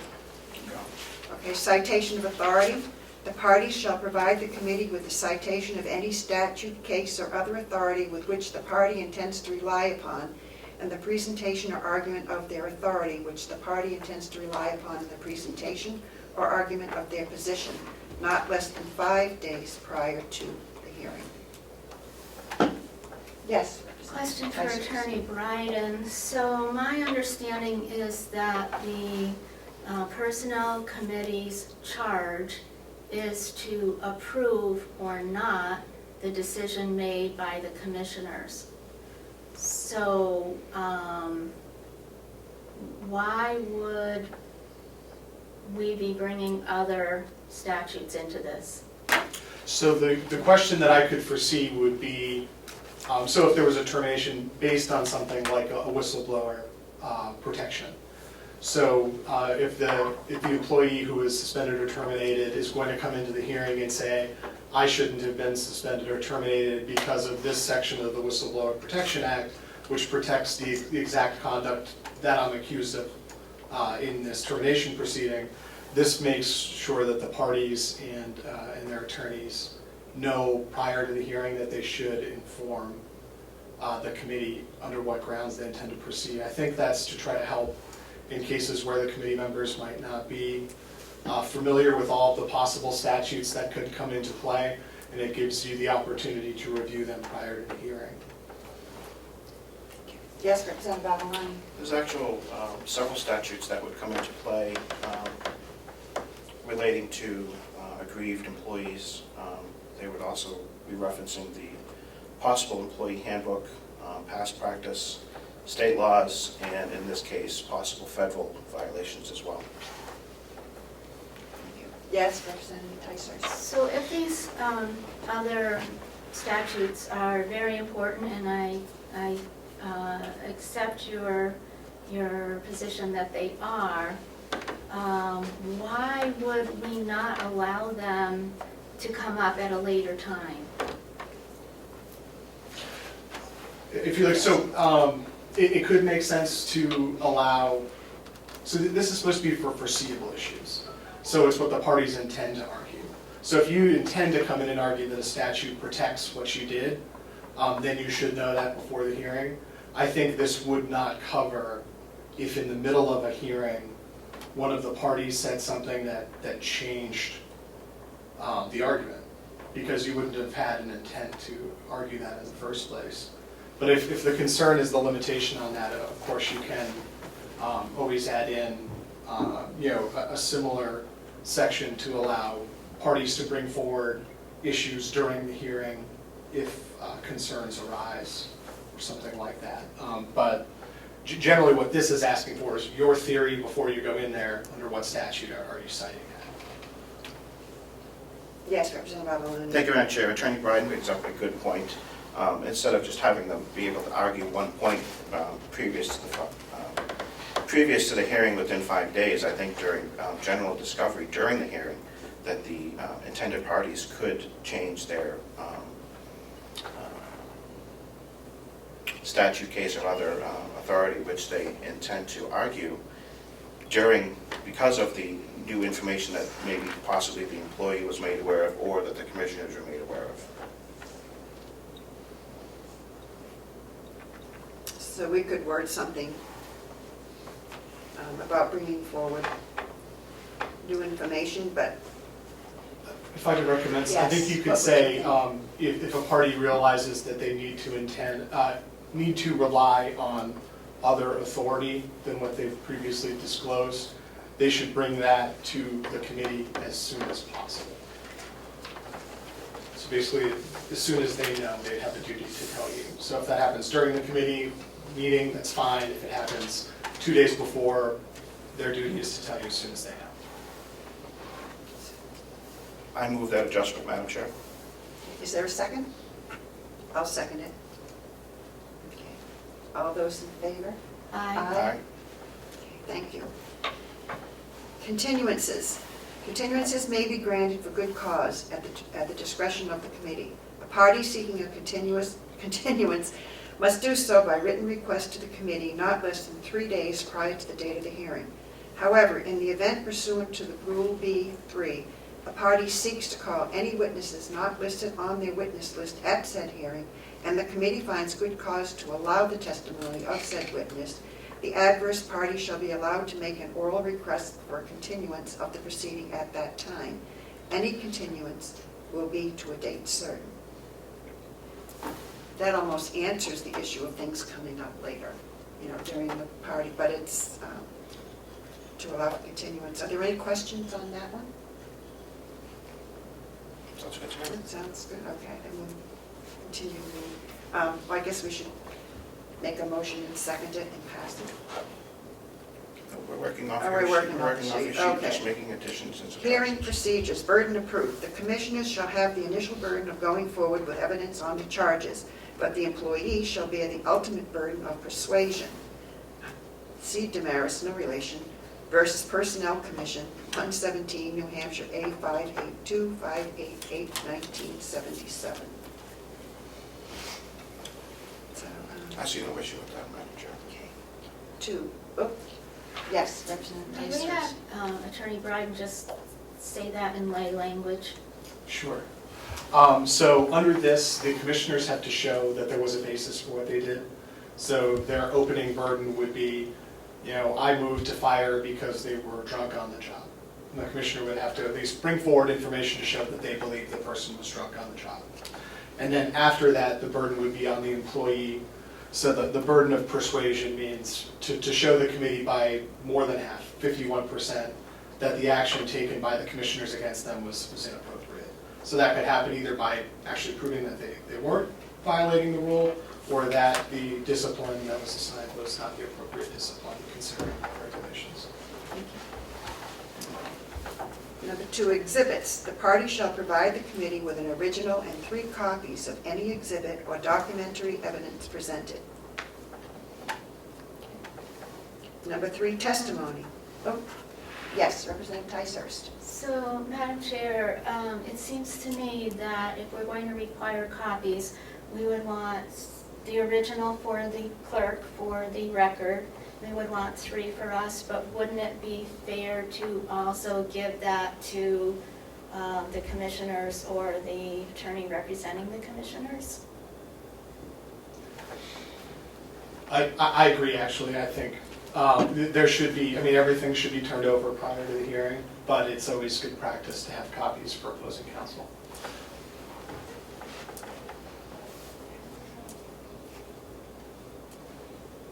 So would we change that then to 4 copies? Yeah, we should make that 4 copies.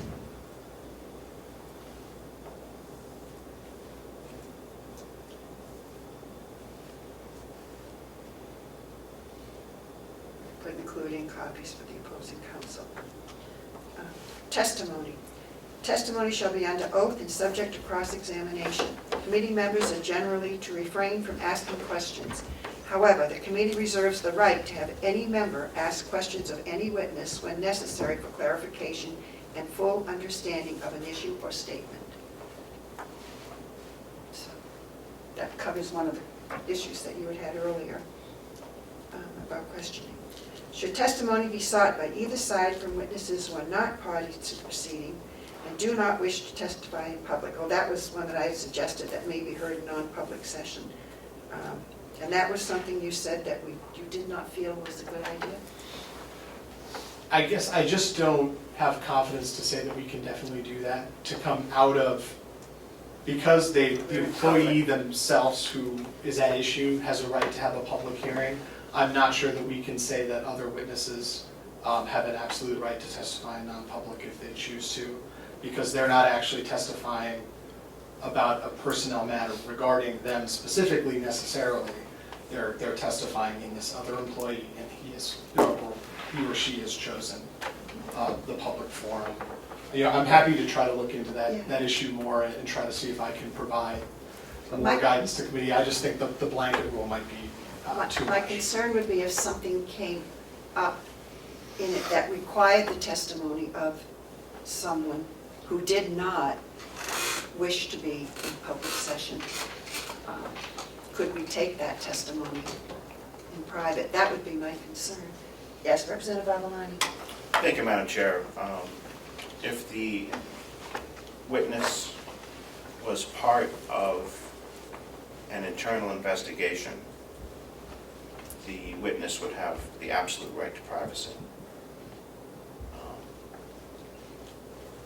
as we discussed earlier, which would lead to a non-public session with just the, I'm guessing, I don't know how we would pare down that non-public session to preserve their right to privacy, but I think leaving that in there, maybe heard in non-public, covers us to be able to make sure that we can go into non-public in case it is discussed about something that's ongoing and the employee wishes to remain, I don't want to say anonymous, but not a party to this, and preserve their right to privacy. So what I might recommend is, at least for now, a tweak to the language that says something to the effect of, should testimony be sought by either side from witnesses who are not parties to the proceeding and not testify in public, that testimony may be heard in non-public session at the discretion of the committee and in accordance with open government law. And then that way we can perform any added research we need between now and then we can make a case-by-case basis determination about whether somebody fits into the category of being part of definitely of an internal investigation where they have their own privacy right, or if they're not necessarily part of that investigation and their wish to testify in non-public might not override the employee's right to have a public hearing regarding the action against them. I'm good with that. Are you good with that? Absolutely not. I am not okay with putting something in there that allows a person to speak. Well, let me say two things. I'm not in favor of putting a rule in there that we have grave concerns about now in hopes that we might fix it up later. I would keep it out now, and if we need to amend the rules, that's a different thing. You've made the adjustment, Madam Chair? Well, I just took some quick notes while he was speaking. My question I'm thinking if this is a general rule in the Me Too movement, and what issues could be very difficult for some people to discuss in public, and it's, in some instance that came down, if there was, that would be where I would have a concern and for the future, unless, if we're doing it just for this case, I don't know what the issues are, so it's hard to, it's easier not knowing because we can be general. Yeah, I think that was why I tried to put some qualifiers on the statement, Right. because I do actually think there are some situations under law, as it is right now, where that testimony could easily go into non-public if the committee believes that that's the appropriate thing to do in that hearing, and if it's one of those circumstances contemplated by 91A. My only concern just was the language, was that it could be read to allow any witness who does not want to testify in public to choose non-public. No, I don't. And I'm not sure think that anybody could choose that. I think they would have to make that choice, and they would have to fit under statutory requirements that would allow them to testify in non-public. Okay, so there are some statutory requirements that we could research to put something in to that regard? There are some people who, under statute, do not have to, if it's going to impact them negatively, so like, for example, as a whistleblower, or somebody who could face retaliation, or somebody who is acting within the scope of their own employment, and whatever this issue is very closely tied to their own employment. If they're a coworker of a person who is suspended, would have to testify something that could expose them, their personnel issues, that they do have a right to privacy under 91A to the public, then there are a number of circumstances where I could see it being appropriate to a non-public for a witness. Yes, Representative Tyson. Thank you, Madam Chair. So, Attorney Bryden, we've had some questions/problems with people being allowed to attend the non-public session who did not necessarily, might not necessarily have been the key people. So what I'm trying to say is there a way of defining, or is it already defined, who may be allowed? So for example, well, two things. One is, I don't know if I want to go there with that example, but I'm just concerned that people who might be in two roles might be attending the meeting and having access to information that maybe they shouldn't have access to. And I'm also wondering if, let's say we have an employee who's requested a hearing and another employee comes in and asks for non-public and makes accusations about that employee, and that employee is not allowed to hear those accusations, has no way of countering those accusations, is that a fair and just system? I don't know if it's saying that. We're just saying you just turn the cameras off. It's not, you don't. So I was hoping Attorney Bryden would Yeah. answer my question. Sure, so, I kind of see that as two different questions, so let me answer the first one first.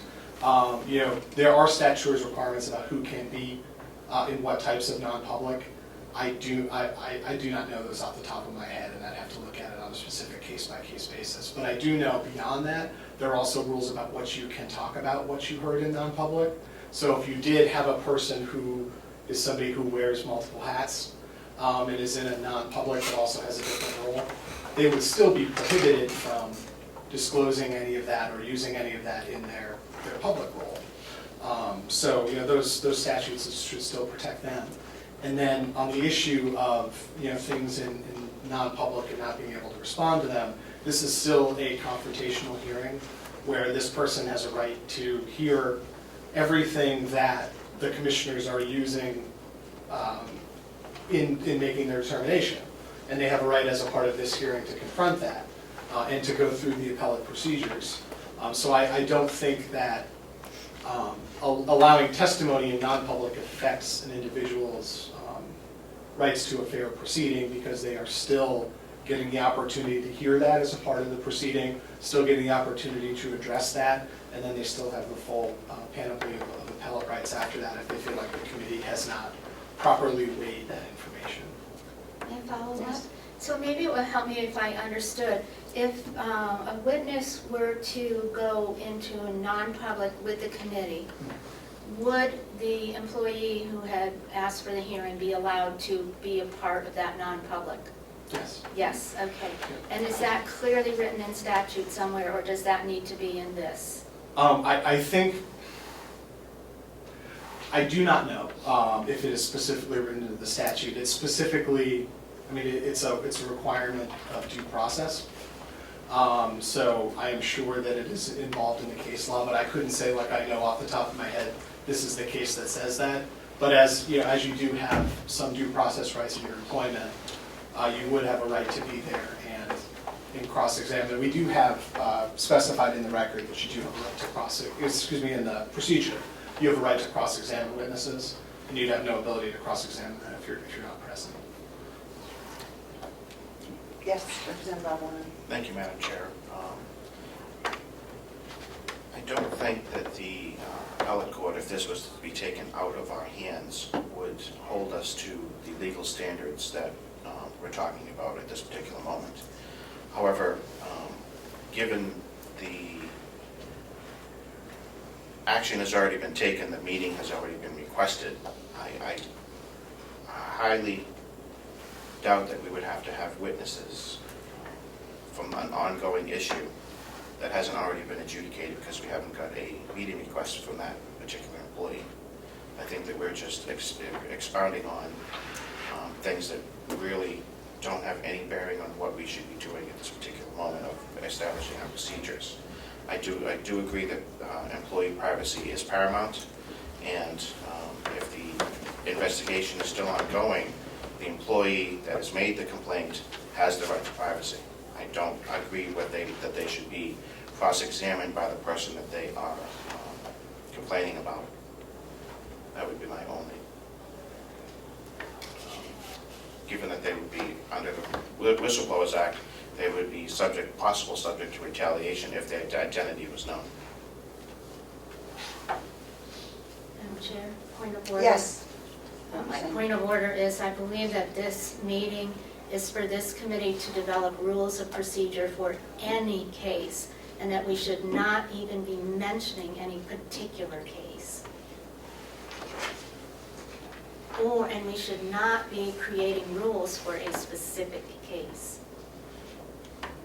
Well, I think this issue about testimony and being able to go into non-public is, I think, appropriate in our procedures, because there is an issue, as you said, there are situations when that person has a right to be in non-public, but I think it also is important that the person, as you said, is allowed under statute to be part of that. The person who is aggrieved or accused or whatever, in whatever the situation, has a right to be present.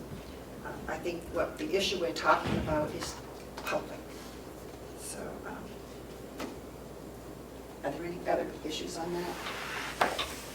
But perhaps we can work some on that wording, and we can get it to, with the proper reliance on the proper law, and then we can get that written, which we can pass around after. And then we already talked about the recording and about sealing the record. We need to make sure that is part of that with any recording, if it is maintained in closed session, then that definitely will be part of the recording. Representation. It says each party may be represented by counsel in the same manner as if the case were heard in the Superior Court. A committee may retain legal counsel to serve as advisor to the committee. All correspondence and communication shall be through counsel, except where a party is appearing pro se. All correspondence and communications between either party and the committee should be directed to the committee's counsel. Does that make sense to everyone? Okay. Order of presentation. The hearing shall follow the order of statements and presentation of evidence. Opening statements, unless waived by the parties, the commissioners shall open. Madam Chair. Yes. Is County Attorney Bryden going to be our advisor? Yes. Thank you. Yes. And at what meeting was that decided? Well, I asked if the other counties have used their county attorney, and I requested the county attorney, she was unable to do it, and she recommended Attorney Bryden. So we have a recommendation, but we don't have a vote on that, we don't have a decision on that, and we also don't know that that would be appropriate in every case. Well, not in every case, we're talking about this case. No, we're not. So- Excuse me for interrupting, Okay, well, but this Madam says a Chair. right to attorney, it does not say who it is. In this procedure, I mean, we can make our decision. Representative Avalon. Madam Chair, I move that Attorney Bryden represent the Personnel Committee moving forward. I will second that motion. Absolutely not. Okay.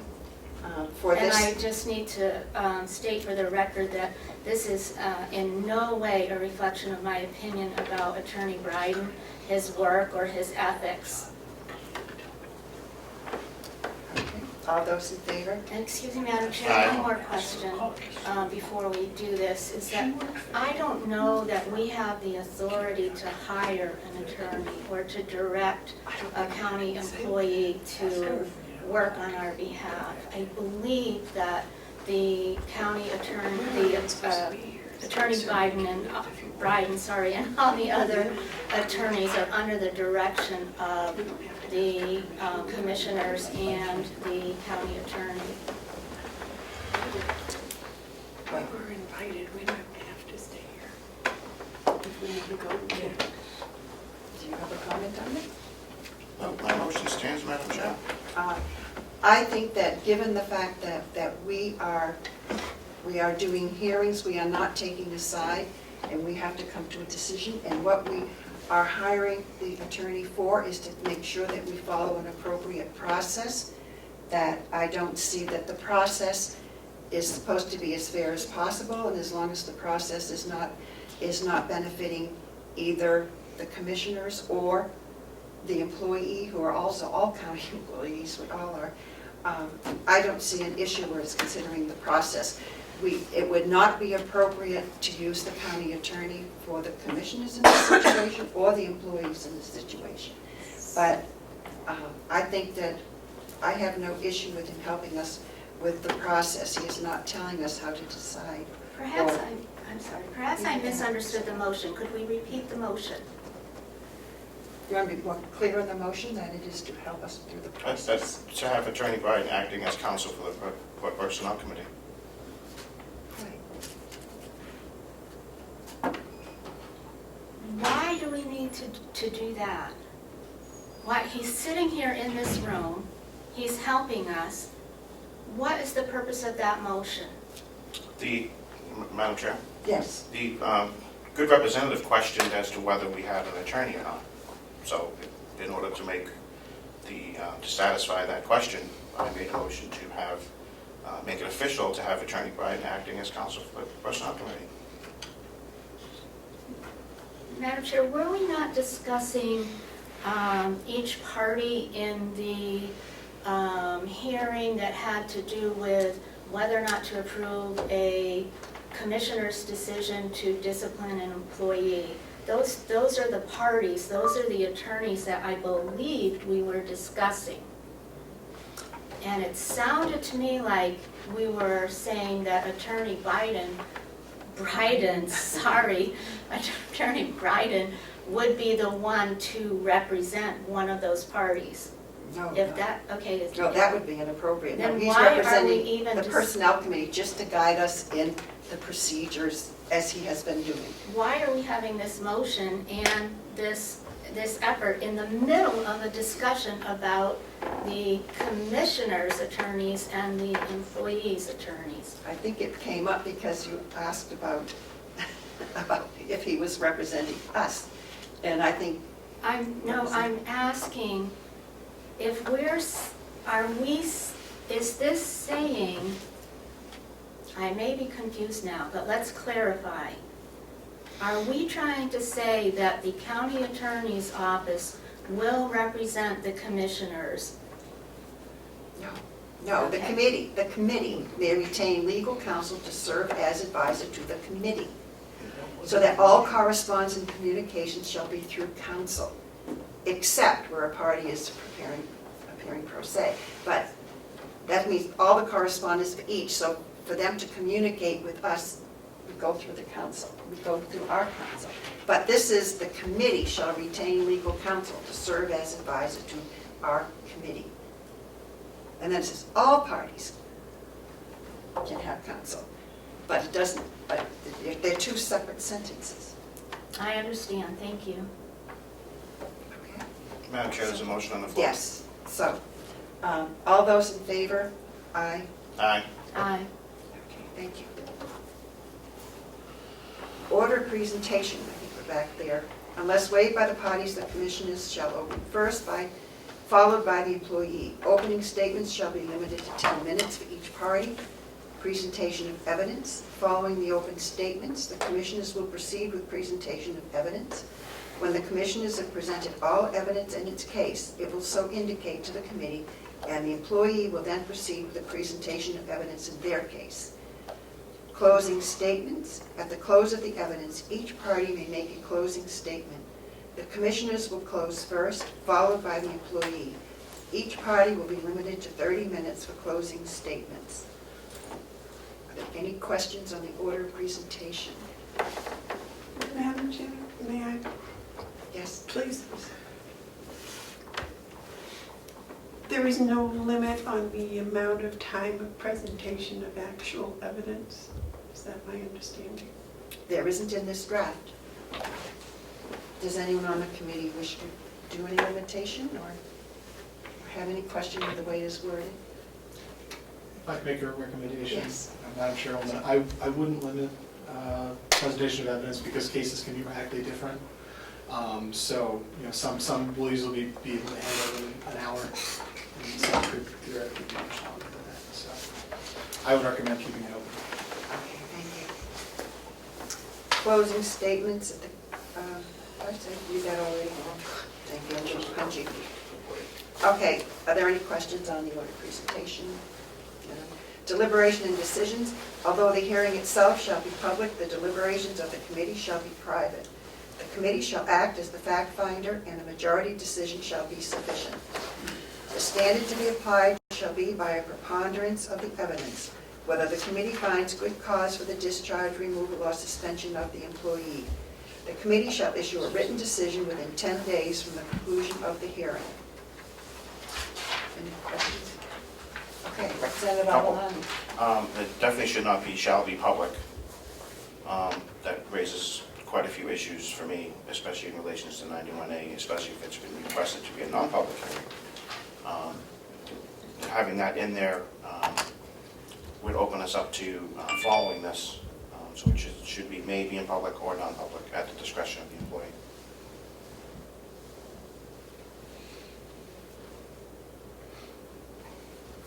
Yes, Representative I'm Sears. assuming there's some statute that overrides the RSA that says that all votes shall be taken in public?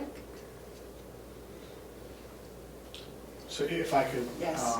So I think it's because this isn't a committee vote in the sense that you're voting on legislation, you're acting as essentially a single fact finder in the appeal of a decision, so it's different from the normal standards. So it actually, the vote is public. The determination of what you decide to do is public. It just comes out in the form of the Personnel Committee recommends, or not actually recommends, finds the following, that they acted with or without lawful authority.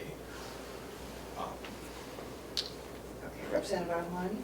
Thank you. If the Personnel Committee, regardless of who it finds in favor or not in favor of, granted that the commissioners are an elected body, the employee is considered an employee.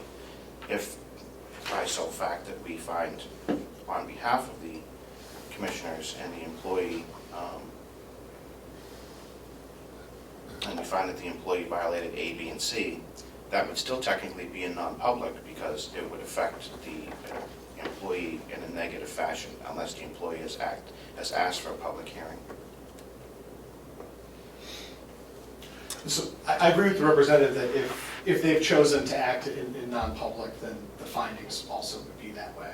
I think the premise of starting under this statute is they've actually chosen to operate in public. If they've chosen to operate in public session throughout the purposes of this hearing, anything, I would say that if there was testimony that came up that was ultimately put into non-public, your written findings, there might possibly be a reason to have two versions of the written findings, one that includes public and one that includes non-public information. But ultimately, I think what they're trying to get at is if the employee chooses a public hearing, the findings are going to be public. So that's part of the calculus that an employee needs to make when they're deciding whether or not they want to challenge their suspension publicly or not. It's either basically it's going to be public or it's going to be non-public, and that's going to be that employee's choice. Yeah, the original request is for non-public, is for public, Yes. as to the RSA. Yes, Representative Avalon. I'm sorry, the request was made for a meeting with the Personnel Committee, did not state whether it was to be public or non-public. However, at the opening of this session, I stated that most employee interactions with their personnel or HR is done in non-public at the beginning, and if the employee wishes, at the beginning of the meeting, the employee is given an option to have a public or a non-public meeting. So if the employee chooses to continue non-public, this issue becomes moot. However, having a shall be public in here would negate that ability for that employee to select non-public. So I just want to make sure that we have public or may be public or non-public, comma. Yeah, I thought within 10 days or 30 days prior, any employee. We're on Here Article is- 7. Yeah, I'm on 28/10/3, or within 10 days, it may request in writing a public hearing on such a notice of suspension before the county personnel, so I thought it had to be public. It's the way I read the RSA. If it's a suspension, and it says public. So I don't think it offers non-public in that instance. Yes, Representative Avalon? Actually, there's several citations that you could find about having employee matters in non-public. 91A, say, right over there, 91A, whatever, suspension, blah, blah, blah, blah, blah. I think it's 3A, and then also C. Is that for suspension? A, dismissal, promotion, compensation of such employee or the investigation of any charges against him would be under non-public.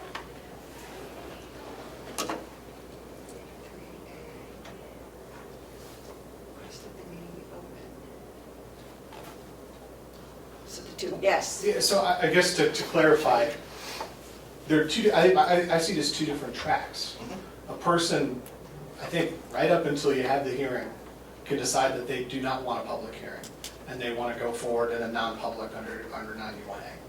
And I think, the procedure we're putting in place here is when that person chooses branch B, and they've said, I know that I have non-public rights, I have decided I'm going forward under that public hearing. And there still may be pieces of that have to go into non-public because they concern other people. But I think once that person has made that decision, I want to have a non-public hearing, I want to go specifically under the statute, or for a public hearing specifically under the statute, I do think it would be public. But I would say that we might be able to fix this paragraph by, we address public versus non-public a couple different places. If we just start at the deliberations of the committee, just take the first piece of that sentence off, then it just says the deliberations of the committee shall be private, which is always true, no matter what. And then that way, you can kind of go on from there. Madam Chair, I move that change. That's not what the law says. I'll second it. Two things, Madam Chair. One is that this discussion is a very good example of why we should not be relying on various unrelated statutes, but we should actually get these things in writing with the references to the statutes in the rules and not assume that people know them or can find them. And then I really hope that we could listen to Commissioner Bebard's concerns. But I don't see any issue with putting down, if we want to notate on here which rules which statute we are coming to. I think that would be easy to insert. Yes, Representative Bavard. It is, thank you very much, Madam Chairman. It is my understanding that if you're talking about under the County Commissioners, Section 2810A, and someone is appealing something the commissioners did, these are the rules that have to be followed. And what will start this procedure would be the request for a public hearing as an appeal. The appeal is in a public hearing. I agree with the commissioner that that's what would start a 2810A hearing. And so if somebody's looking for specifically a 2810A hearing, then I agree that at that point they've made a determination they want to make a public challenge to the finding of the commissioners. I think it was under 2810A, but I'd have to look back at it. But I'm pretty sure. It's exactly the same as So if we change that, although the hearing itself shall be private, the deliberations of the committee shall be private. Oh, it already says that. I just meant dropping the first half of the sentence off entirely, so not Okay, talking the about... deliberations of. Yeah, because that section is really only to talk about the deliberations and the findings. The deliberations of the committee shall be private. The committee shall act as a fact finder and the majority decision shall be sufficient.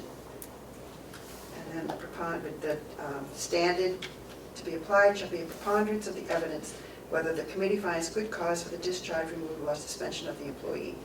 The commission shall issue a written decision within 10 days from the conclusion of the hearing. And then 8, reconsideration and appeal. All requests for consideration or appeal of any decision by the committee shall be made pursuant to the provisions of RSA 541 ED-SEG. Move that change, Madam Chair. Okay, do I have a second? I'll second it. So All you're those, going to combine both in one motion? yes. Okay. All those in favor? Aye. Aye. Let's just give you right now.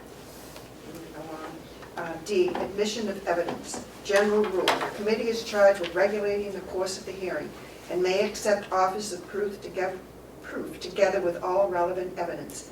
The committee will not be bound by the technical rules of evidence. See Nason versus Personnel Commission 117, New Hampshire, 114, 1977.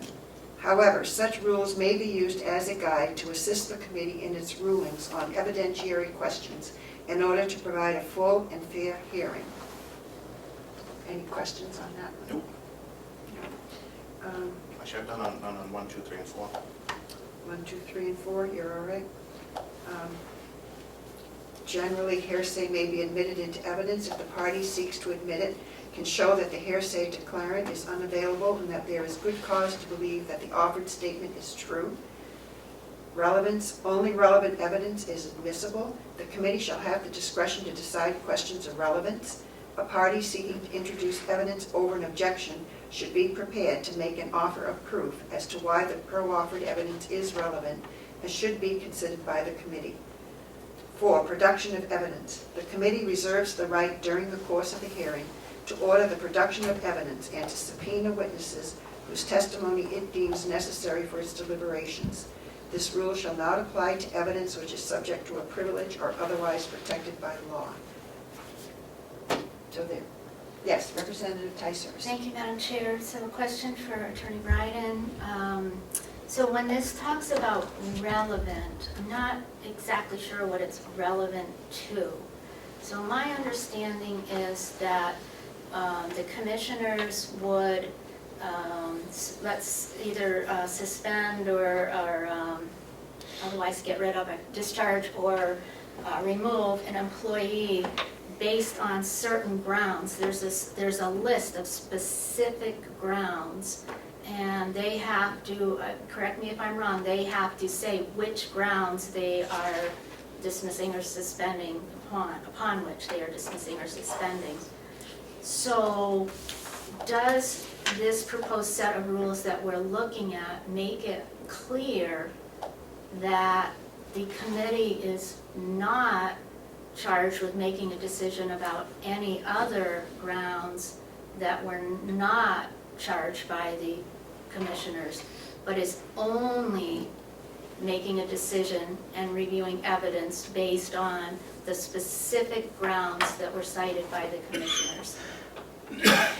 So, in a legal sense, relevance means anything that makes an important, or excuse me, makes a fact that, kind of addresses an important issue in the underlying case. So, in this case, the limitations on relevance would be if there's been a suspension, there should be proffered reasons for the suspension, and you would be taking testimony about whatever that underlying issue was that caused the suspension, and then whatever process it was that the commissioners followed in going through with their suspension. Because the rules of evidence don't strictly apply, the committee would have discretion about what has gone beyond the bounds of the hearing that's in front of you. But traditionally, I think they would say other acts that have nothing to do with the suspended act would be the thing that would be out of bounds of the hearing. Although again, the committee would ultimately have some discretion. There could be things that are, not exactly the charged conduct, but could be relevant to that charged conduct in making your determination. I mean, that's why they kind of limit, or say that the rules of evidence don't strictly apply to allow you as the fact finders to kind of parse how much information you're going to take, and when you're going to say that's enough, we've strayed too far away from what it is reported to. And I do want one quick thing, which I'll correct after Representative Avalani, that you did give us a draft for hearsay to correct that. That's an issue you had with it, which I will read as soon as I take care of Representative Avalani's question. Thank you. I think to simplify the relevance is, let's just take a time card. If there is,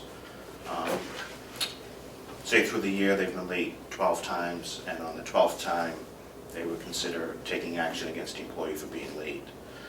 The previous 11 times would be admissible because it would be relevant because it establishes a pattern of tardiness for that employee. Given those 11 chances were technically not part of the 12th decision. That would indicate, past practice and set up a pattern for to be able to be relevant within that hearing. Yes, thank you.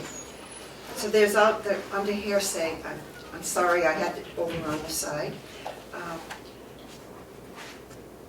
Representative Biden suggested, Attorney Biden, Not anymore. generally hearsay is admissible if the party seeking to admit the statement can show that there is good cause to believe that the offered statement is true, and calling the witness to testify would be an undue hardship or would not serve to further the purpose of the hearing. So my explanation for that change in language is just, it tracks more similarly to lower burden hearings in civil and criminal court. Your things like violations of sentencing orders and stuff like that, as opposed to the language that we had, which was much more strict than you'd see even when you have to prove a case beyond a reasonable doubt. It would allow, under the proposed rule, nobody could come in and testify about what they heard from somebody else if that other person exists and is available to come in. So this would allow the committee to make a determination. We're going to listen to this testimony where they do reference discussions with other people. We won't require that third person to come in as long as there's good cause to believe that it's true, and there's a compelling reason that the committee finds that we don't need to bring this person in. Yes, Representative Avalon. And again, for the hearsay, let's just take smoking on grounds here. Would possibly down the road relegate a talking to or written up or something about an employee. But if the commissioners along that time or another employee along that time was taking, say, hey, I saw this one smoking at this time, I saw this one smoking at this time, that would be relevant hearsay in establishing the pattern that the employee smokes on campus against policy. Right, so the difference I would see is in one scenario, you could bring in an employee supervisor and say, I received a number of complaints that the person was smoking on the property on these 5 days. Under the rule put forward, the proposed rule put forward by the committee, you would need a person who saw that person smoking on all 5 days, and you would have to call all 5 of them and wouldn't be able to talk about the fact that, say, the supervisor met with the employee and the employee's like, yeah, no, I was smoking on those days. So it creates a lot of extra administrative work, and the way I drafted the rule would still allow the committee to say, I think that person's testimony is awful important, and I don't think we can just take your representation of what they said, we're going to need to have that person here. So it kind of gives the discretion back to the committee on deciding whether this is has maybe an evidentiary value but isn't super important, and this is something where I actually do need this other person here so that we can make sure we're doing everything right. Thank you. So any other questions about that section? I move that the changes that Attorney Brady has sent over be added to article on section D, article 2, under hearsay. I'll second the motion. All those in favor? Aye. Aye. Okay, that's all in favor. Okay, that is the end of it. I think that we could, if you would like to go through here and see if you want to put maybe a section on it that refers to where what section under the RSAs each section comes. I think many of them say it. They don't all, but I would have no objection if you wanted to put in a section of what RSA it's under, if you feel that's important. I could do that once I saw a draft of the changes we've made today. Right, I will do this when I get home. Do you have any objection to just putting in a parentheses with the RSA that referred to in each of the sections? Do you have an objection to that? I don't have that objection to it. I have an objection to us being bound by certain rules and statutes. However, 2810A is very clear on our thing, and I think one sentence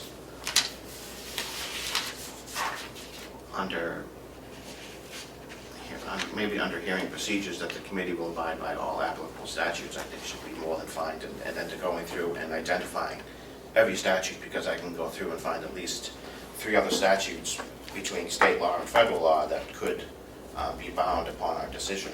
But we don't want to be having that given that fact that this is gonna be a blanket procedures instead of just case-by-case basis procedures.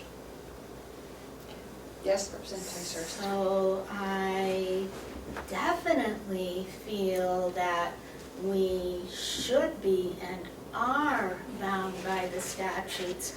And I would say that, in my opinion, the piece that we've drafted thus far is somewhat of a disgrace on this committee, and in main part because it is an extreme injustice to any employee who wishes to have a public hearing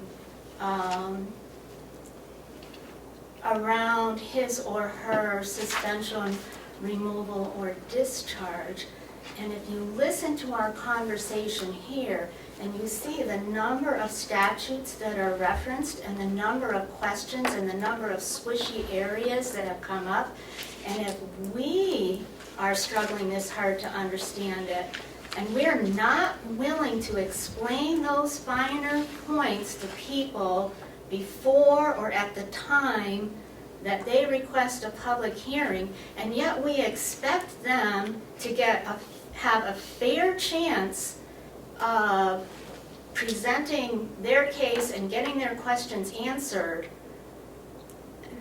that is just unimaginable that would be fair. And I will remind us that this, if we adopt this as we have discussed today, we will virtually be requiring that our employees hire legal counsel. And I will remind you that we have many employees who are not making a living wage as it is now. So I am just sickened by the work we've done thus far and think we can do a much better job. Thank you, Madam Chair. Yes, Representative Babalone. Madam Chair, I think that the good representative has overstated her position. As for disgraceful of the work that we've done here today, I think clarifying and coming up with rules and evidence of procedure that we're bound to under statute is not disgraceful, and it levels the playing field for both the employee and the employer. Two, speaking for the good representative should be speaking for the individual. Some of us on this committee perfectly understand what is going on with this, rules and procedures, and also understands labor laws as it relates to state and federal issues. So I would caution the representative speaking for the entire committee. Madam Chair, I believe I spoke for myself. I gave my opinion, and I stand by my opinion. And I think the evidence shows the confusion was not, it was not an isolated case. I personally feel that this draft and the rules of evidence and procedure that have been utilized around the state and other areas, I found when I saw it is to be a clarification of what the rights are and how the process should work, making sure that all sides have equal opportunity to speak to present their evidence and show it does not require an attorney of the person who is coming forward. And I think that it follows the policy. If you look at what the Carroll County, I looked up in the policy manual of the Carroll County, I don't know if I have it right here, Code of Conduct and Ethics. It provides for the standards and the pledge, and it very closely follows exactly what our policies and Code of Ethics already say. So I don't know how else we can meet the requirements of our duties under the law unless we step forward and provide the most fair way we can do it.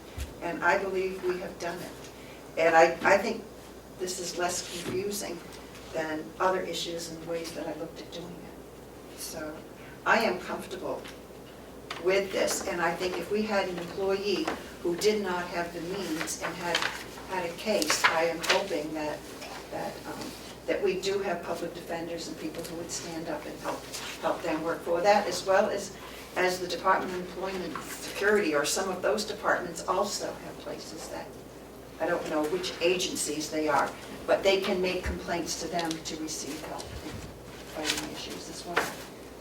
And I would hope that we would direct them to that. Yes, Representative Avalon? Madam Chair, I move that we adopt these rules of evidence and procedure pending the amendments and clarifications from Attorney Bryden, which would allow the chair to adopt these rules of evidence in place of a full committee vote. Okay. Representative Placers? You need a second, I believe. Okay, I'll second that. Yes. Absolutely not. When do we vote on a document that we don't have in front of us that has made this many changes? I think what we can do is I can get these tonight, get these back to the attorney and get the changes made. And if we need to call another meeting for next week, we will do so, if you would prefer that. There's a motion on the Are you floor, okay Madam with Chair. that? Okay, the motion on the floor, I'm sorry. So the motion on the floor, do you want to restate your motion so we know exactly what we're voting on? Is to accept the rules and evidence procedures that we've worked on today, pending the amendments and clarifications from Attorney Bryden to the chair, and to allow the chair to adopt that on behalf of the committee. Madam Chair, would an amendment be in order? Yes, I think so. Okay, Madam Chair, I move that we amend the motion to include that the draft will be updated with language that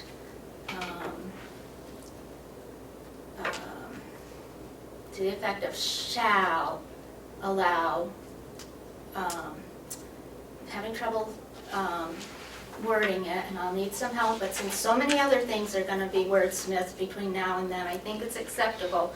But we can't just sit here and hope that someone's going to get a public defender. I don't even know if you can I'm get sorry, a do we public have a So motion? defender. we're just dealing with this I'm motion. asking for an amendment to the motion because you're asking to adopt this document, and I'm asking for an amendment to this document that ensures that an employee will get a public defender or legal counsel and will not have to pay for legal counsel on their own. I am not sure, speaking to the amendment, I am not sure that we can guarantee the income eligibility and the different issues that may or may not make a person eligible, and I don't think that we can guarantee that. I think our issue at this point is to have rules and evidence procedures that we can follow. And I don't think that we can guarantee that. And I think I would, is there a second to her motion? Okay, thank you. Hearing no second, I'll offer a motion that we, There is a motion on the floor. yes. It was Representative And- Avalon, so you right, seconded. and now I'm offering an amendment to the motion on the floor that we update according to the amendments that were made to the draft, and that when it is cleaned up and ready to go, that we meet again to see if there are any final changes we need to make, and that we meet next week, and we will then vote to pass or object or make further amendments at that time, when we have a chance to look at the whole thing cleaned up. Madam Chair, I remove my motion. Okay, thank you. So I will make a motion that we meet next week after we have seen the changes and adjustment to make a final decision on the amendments for the rules of evidence and procedure. Is there a second? I will second that motion for discussion. Thank you. I believe it's at the call of the chair. Representative Avalon? Thank you, Madam Chair. Scheduling a meeting for next week would not allow the employee the due process that is required under this, especially since we're giving them a 20-day notice for our procedures. I think a relatively quick notice can be made, and we could probably meet on Thursday to adopt these rules and giving 48 hours to make the necessary changes. I don't know what the cutoff time is at the Conway Sun to get a meeting notice in. I think for our meetings, don't they just get posted 24 hours ahead for our meetings of the executive committee? I don't know the answer to that, sorry. I believe that's correct for the Yeah. executive committee. For the executive committee, it's 24 So I hours. would expect this committee would also be 24 hours. Because it's a subcommittee of the executive committee. Right, we're just a, yeah, I think even for the executive committee, or was that 7 days? I can't remember. The full, Madam Chair, with the indulgence, the full convention is 7 days notice. Okay, thank you. Representative Dicers. Madam Chair, was your motion for the Personnel Committee to meet, to review, and possibly approve the rules of procedure? Or was your motion to meet and hold the public hearing that the employee requested? No, it's not for the Okay. public hearing. No, because we wouldn't be able to follow any of the rules at the time. Exactly. The timing and notices, no. But I am looking at early December for the meeting. I'm going to be out of the country, actually, for 2 weeks. So do we have a second to the motion for meeting next week to do the final decision on this? There was. There was, okay. All those in favor? Aye. I'm the only one in favor. Okay. So,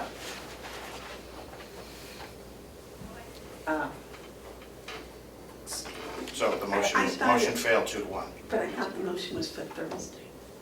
Well, the original motion was I for just next said week. for next week. I didn't set the date yet. So, try again. Madam Chair, I move that we meet as soon as possible under the notice requirements for having a subcommittee meeting, and to approve these policies and procedures pending Okay. amendments that we've discussed today. Okay. And then we will meet as soon as... Is there a Discussion? second? I'll have to have a second first. I'll second the motion. So, Madam Chair, I'm all in favor of meeting as soon as possible, as often as possible, as long as possible to get the job done and get the job done well. But I believe that usually meetings are called by the chair and that a motion is not necessary. Okay.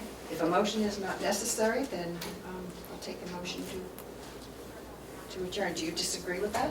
I do, because there is a motion on the floor. Okay, there is a motion on the floor. Okay.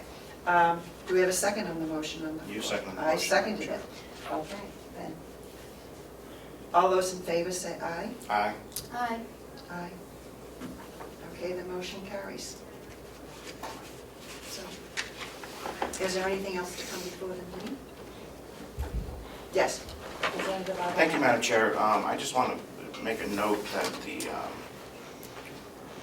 next time, I hope that the committee can move in a more speedy fashion to hear the employee request for a meeting or a hearing in this case, because the aggrieved employee could be suffering some financial difficulties given the nature of their suspension, removal, or anything of that sort. So I think it's in our best interest to make sure that we're following the due process rights of the employee. And I want to thank the chair for all the work on the draft. I think it's important to that the chairman take the lead position in this because you are the chair. So thank you. Thank you. Yes. Madam Representative Chair, Dicers. thank you. I also hope this committee will meet and will work in the most expedient and efficient manner possible. And I do believe that we really did make a very strong effort today to assure that employees get justice. And I would never want to speed things up so far that we sacrificed quality and fairness. Thank you. Representative Alvarado. I'd like to thank the representative for their kind comments. However, a few moments ago, she declared that our work was disgraceful to the employees. Madam Chair, I said that the draft that we had prepared was disgraceful. I certainly did. And I'm speaking for myself as I've been asked to do, and I'm saying that I worked very hard to make sure that we moved as quickly and efficiently as possible and did the best job possible to assure justice for the employees. And I will add that I will continue to do that, and I will not be bullied.